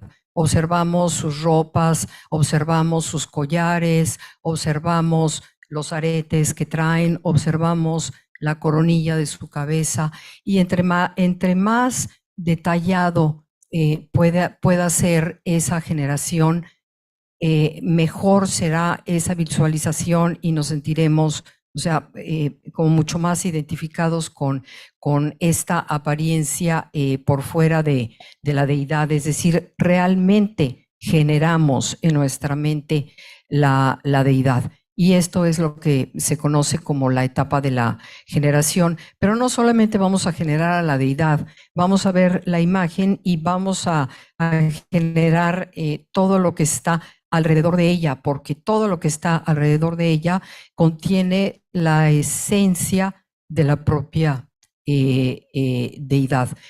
¿Para qué generamos a la deidad? Pues para purificar nuestros problemas, para purificar y limpiar todos nuestros engaños, todas nuestras emociones aflictivas. Una vez que podemos mantenernos con esta imagen estabilizada, digamos, podemos pasar luego a la etapa, esto es una meditación obviamente, ¿no? Pasamos a la etapa que se llama la etapa de solución o de completud. Todo el mundo externo, todo nuestro mundo alrededor se disuelve en luz. Esa luz que nos rodea permite que uno, que es la deidad, se disuelva en luz también, y luego esta luz de la deidad o esta luz ya que nos rodea de afuera y de la propia deidad que se convierte en luz, se convierte en el mantra y luego la sílaba semilla se disuelve completamente dentro del cuerpo y va subiendo desde la parte inferior hasta la parte superior, va subiendo esa luz interna hasta desaparecer en un puntito que se llama el nada, bueno, por describirlo de alguna manera, y a partir de ahí, o sea, todo desaparece. Esta etapa de género, y pasamos a la comprensión de lo que se conoce como la acumulación de mérito. O sea, cuando uno hace esta meditación del Yidam, de la deidad, está buscando acumular méritos. La etapa de la generación acumula propiamente el mérito y la etapa de la completud acumula sabiduría. y tanto el mérito como la sabiduría son necesarios para el proceso de la iluminación. Idam ki tongur di nalo tsikniba di shin gyurmi ki densa masim na sa di pe kechambuchi. Di tuan di yaboshi ma shung na ene hai namba lab namba gom nga dongpa samgi ene di miyu di rup tuku yo ma re. Ranglu tamengi shampan toya di. Ranglu tamengi shampan toya, tamengi shampan manto na korbe zawa di ene ta tuku yo ma re. Korbe zawa di karasana dangzin marikbe de re. Dangzin marikbe tingi hai rangshi di kegu yo. Tingi shin gyurmi ki densa sebekana idam hadi namba zamayinbe idam hai di gu sung tuk yuanten tile dige ki nyuba di nga tanda ha gomni kapte nga la ti yu samba chigi hai nga ge di gyurmi ji tenpa sintuba yina shinne dangzin ki zawa di ene gyur tuku yor.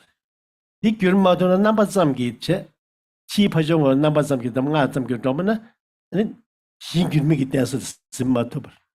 Chisa shin gyurmi ki tensa sinye de pe kechenpo chigi tohne rangi chi namba lawa ma se rangi lu dingi ki tene pungpu nga ya tene gyawa ringa tang tena shin ki chi la soba dike sangma lo chanchu senpa de sema tana shin dike sangma lo kusung tuku yuan de yue sambe nga ge de mandrewa chi gu yu re.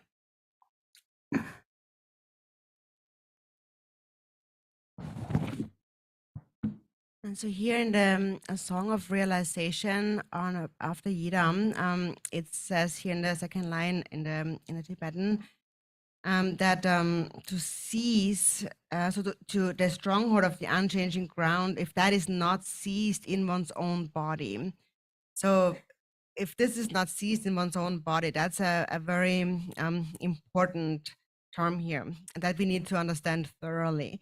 Because if this point is not understood thoroughly, then you may still have an appearance of practicing the deity. So you may visualize the deity, you may recite the mantra, but you will not actually accomplish the ultimate goal, the purpose of deity practice. And what's that purpose? It is to avert or to turn around the ordinary perception that we have of our own body. And if that is not turned back, then you cannot become liberated from the root of samsara. Because what is the root of samsara? It is self-grasping and ignorance. And so when it is this self-grasping and ignorance itself that needs to arise as the deity, that it needs to be seen as naturally being the deity. And so therefore, you need to seize your own body as the deity. So there is a stronghold with stability. If there is no stability gained in seeing your own body, yourself as the deity, then it may appear that you are practicing the deity, but the purpose is not accomplished. So it should not just be an appearance of deity practice, but you should actually seize the power of the deity, which is the deity's enlightened body, speech, mind, the qualities and activities. When I practice the deity, then the deity is, I am the deity. I'm confident in being that. So that is the divine pride. If you have that, you have seized the stronghold of being the deity. And only if you seize that stronghold, or if you hold that with stability, this confidence, only then can you transform this self-grasping from the basis. So you can actually transform self-grasping. If not, if that is not held with stability, then there might be an appearance of practicing the deity, an outer resemblance of the deity, or a recitation, a mere recitation of the deity's mantra, but that alone will not transform this on the basis. So it's that this term here is really significant, is to seize that stronghold of your own body as the deity. And so when that is ceased, you see yourself as the deity, but not just even the outer appearance, but all of your 5 aggregates are the 5 Buddha families, are the 5 Buddhas. And then your sense powers and objects are the male and the female bodhisattvas and so forth. The enlightened body, speech, and mind are actually within you. And so when you practice the deity, you need to develop such a divine pride of being the deity.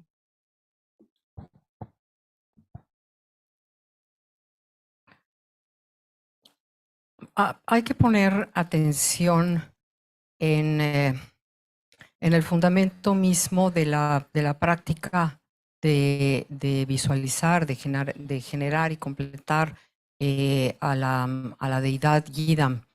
Porque si no tocamos el objetivo mismo de la realización de esa práctica, que es transformar nuestra condición ordinaria, que es la que percibe y provoca nuestras emociones y nuestra conducta aflictiva, si ese no es el objetivo y no logramos verdaderamente transformarlo a través de nuestro reconocimiento de nuestra esencia primordial, que es búdica, es decir, vamos a traer, a generar a la deidad fuera porque lo vamos a reconocer en nuestra parte interna, entonces todo se vuelve una apariencia y podemos visualizar a la deidad y visualizar toda su parte física y podemos sentir que repetimos el mantra y bendecimos a todos y podemos sentir que realmente estamos generando a la deidad para generarnos generarnos deidad nosotros mismos. Hay que tener cuidado y en el sentido de no perder de vista cuál es el objetivo de por qué lo estamos haciendo, porque incluso el repetir una práctica que no tiene un fundamento profundo, pues vuelve a provocar igual apego por esa práctica, ¿no? Entonces, lo más importante que debe lograrse es transformar esa percepción ordinaria, porque es la única manera de liberarnos realmente de la raíz del samsara, en donde pues todo es ordinario. Para verdaderamente tomar el poder de la deidad, que no es su apariencia, obviamente, sino que es, o sea, es su cuerpo, su palabra, su mente, sus cualidades y sus actividades. Hay que mantenernos en ese espacio con estabilidad. ¿Eso qué quiere decir? Estabilidad, estabilizar ese momento dentro de la meditación, poder, o sea, que no vaya de aquí a allá, o sea, mantenerlo estable y para lograr la transformación o transformar desde la base nuestros apegos, los 3 venenos, ¿no? Cuando uno entra en esta primera relación de la práctica de la deidad, observamos que nuestros 5 agregados corresponden a las 5 familias de Budas. Observamos que donde dice en el verso, de ahí la importancia de destacarlo, ¿no? Esfuérzate con respecto al cuerpo de la deidad, que es la deidad de la meditación, que quiere decir que, o sea, poder estabilizar esta práctica del Yidam, de la deidad, a lo que nos lleva es a una profunda estabilidad de la meditación, y a partir de esa estabilidad es que logramos llevar a cabo una verdadera transformación de nuestra parte ordinaria y todo lo que el samsara ordinario provoque en nosotros. Chetsang degi tene guru shiba di tene namen nenjur lama gushi khare la bugu gi nima ma sha na chela gu chu gi me je ba sem gu de la nen den sus lama chu gu long gu zhu gu ngo ni gu de na khare da bo je res en khare de ne chinlab gi chu chu ji ma yo na nyen la rang gi mu gyu te be nima de khare la pho ne en chö tham ji den ji yin de tela den chilab yu gu re di de la men nenjur la den sap sap chao And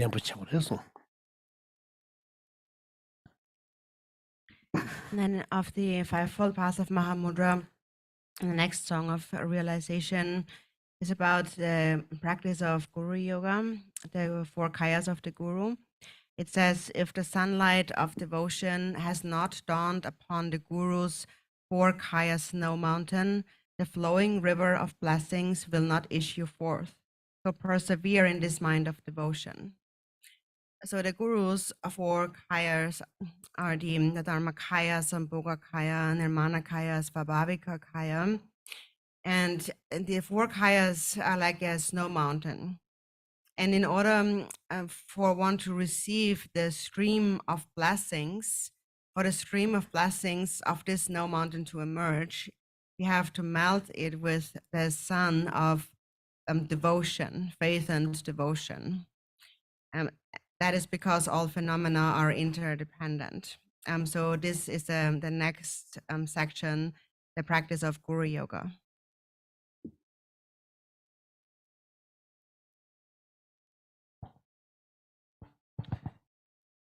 El siguiente verso de la canción está referido a la práctica del Guru Yoga o la realización de los cuatro kayas de los gurús, que son el Nirmanakaya, el Sambhogakaya, el Dharmakaya y el Svabhavikaya.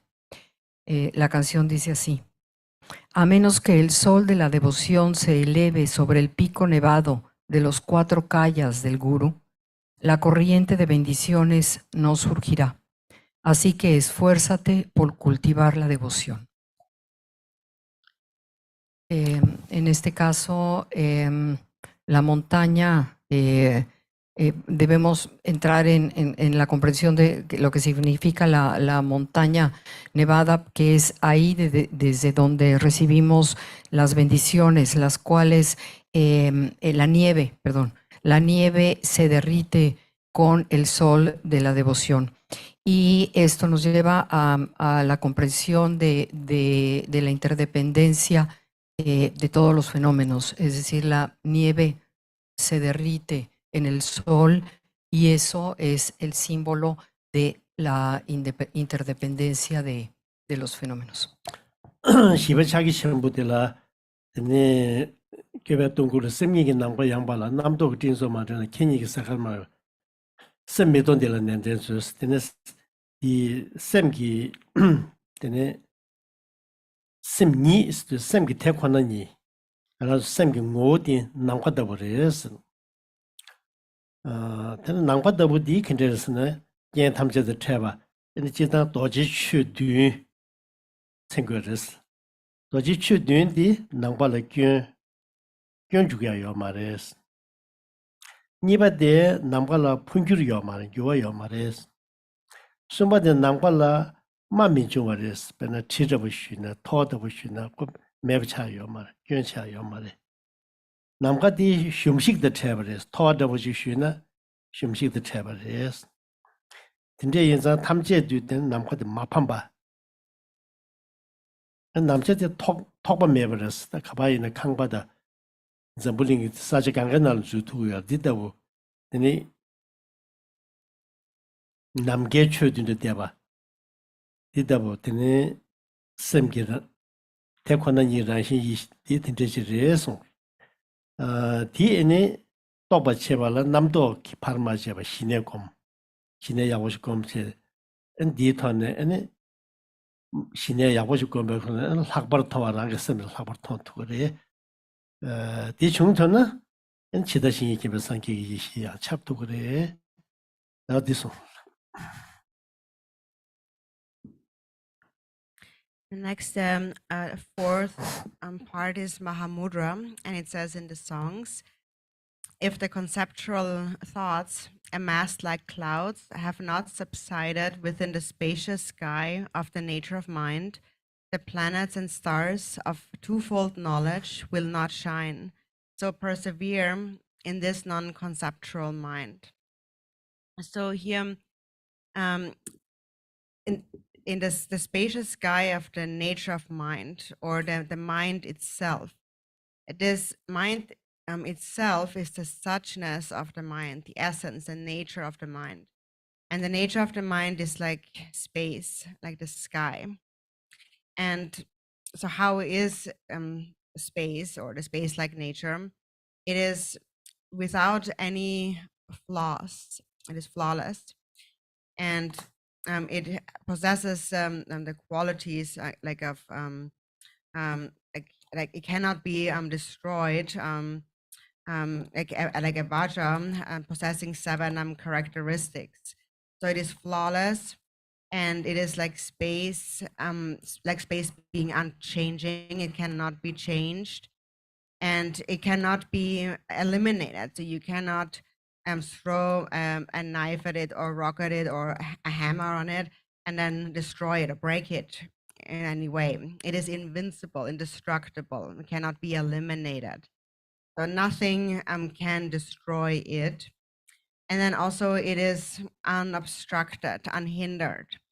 Space can enter anything in the world, any building, anything. Space is anywhere. It is unobstructed, unhindered.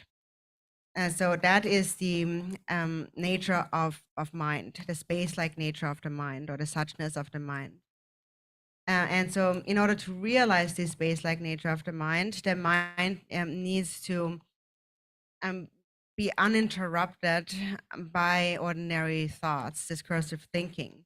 So first one must develop a stable state of calm abiding, or shamatha. And then once that is achieved, then one may gain a special insight into the nature of the mind. One may gain the kind of the higher mind, the true nature of the mind. And when that is gained, one attains enlightenment. One gains, one's mind becomes then the Buddha's primordial wisdom.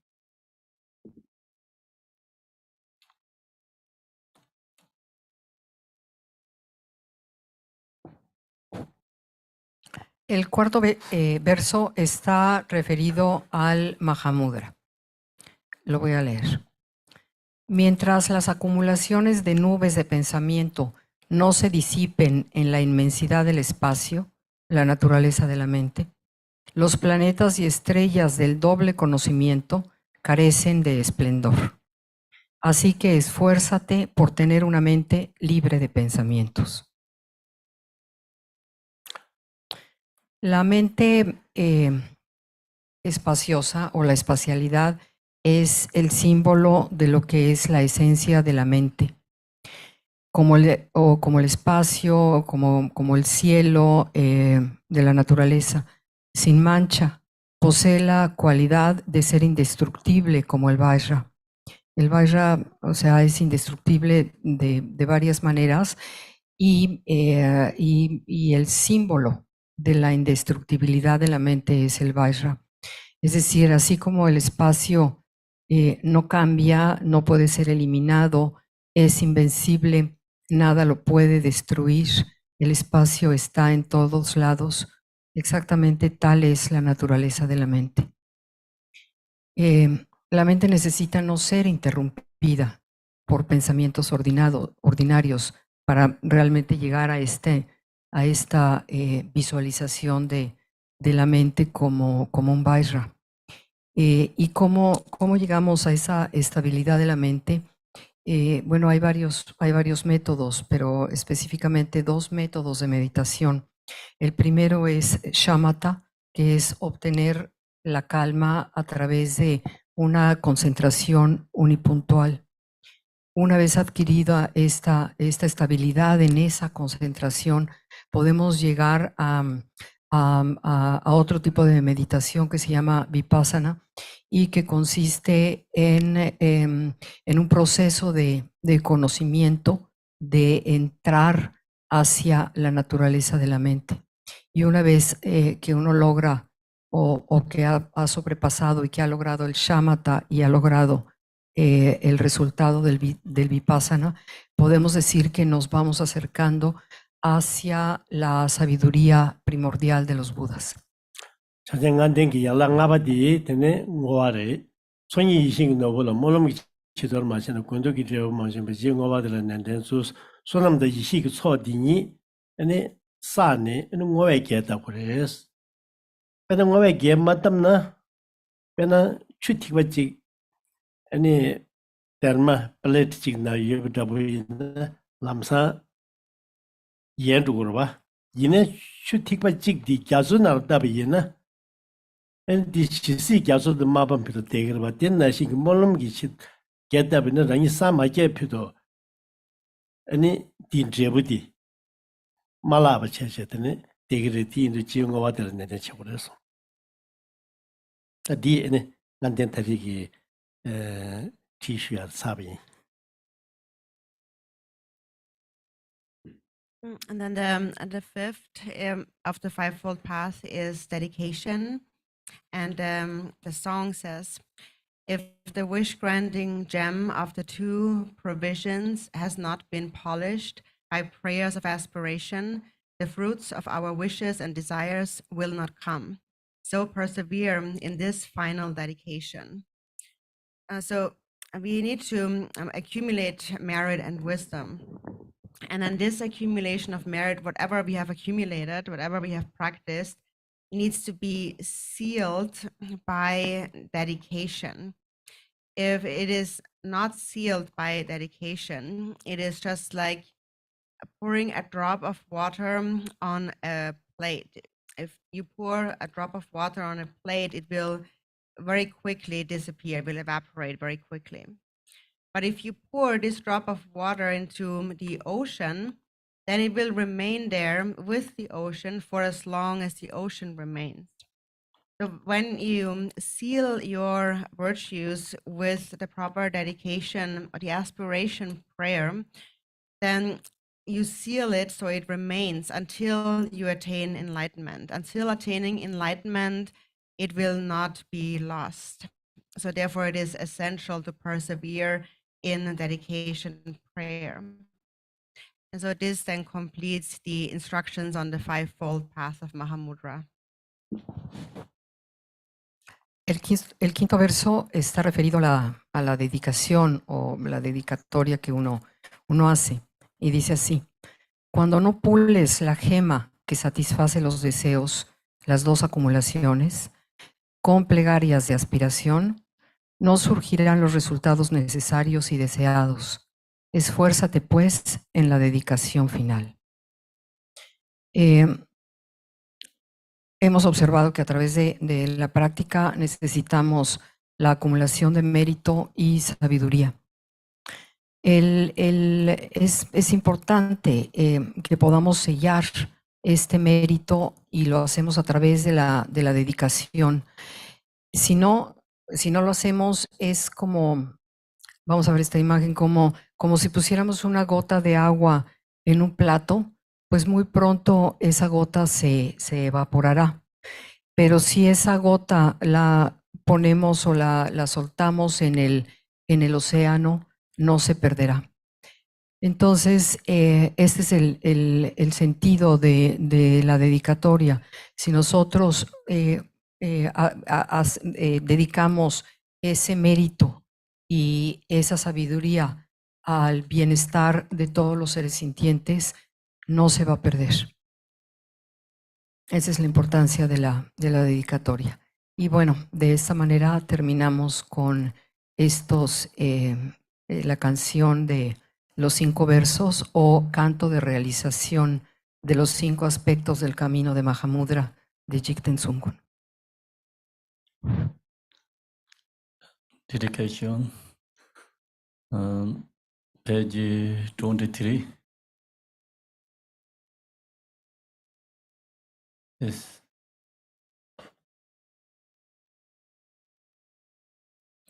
I'm going to chant the Tibetan, please you follow the Spanish.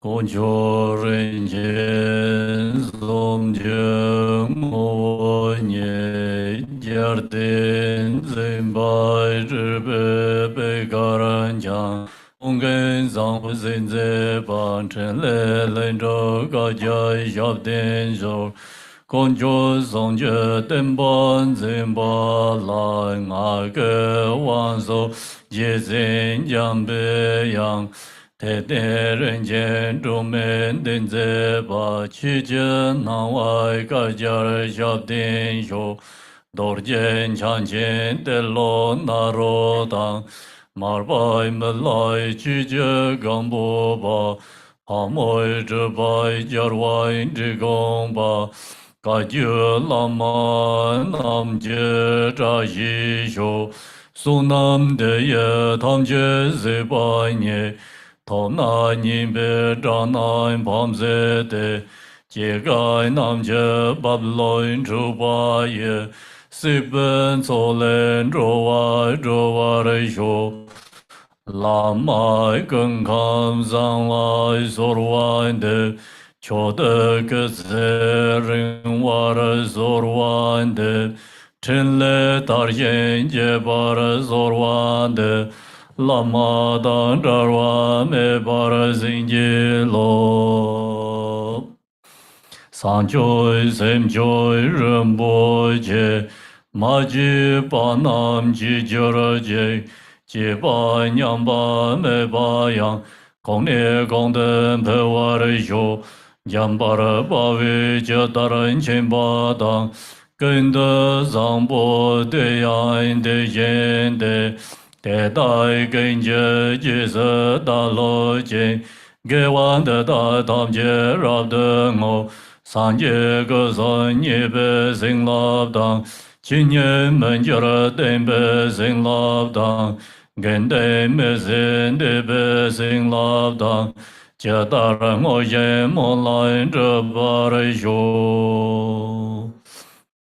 Da dang kon de dam je de som de sa ba dan yo be za wan de da dan sem je dam je nyor de la na me yang dar zo be san jo rum bo je do ba ra jo ra je xi zai gen ze gen jin je je Dem zhe ne la wang doi zhi gong ba ren ye bar jie den ba xin de bar xie zhou de zang gong ben zin jiu jie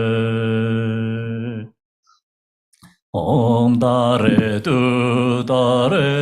re ma ma yu ya na pe nye pe chen ku re so Om dare tu re ma ma yu ya na pe nye pe chen ku re so Om dare tu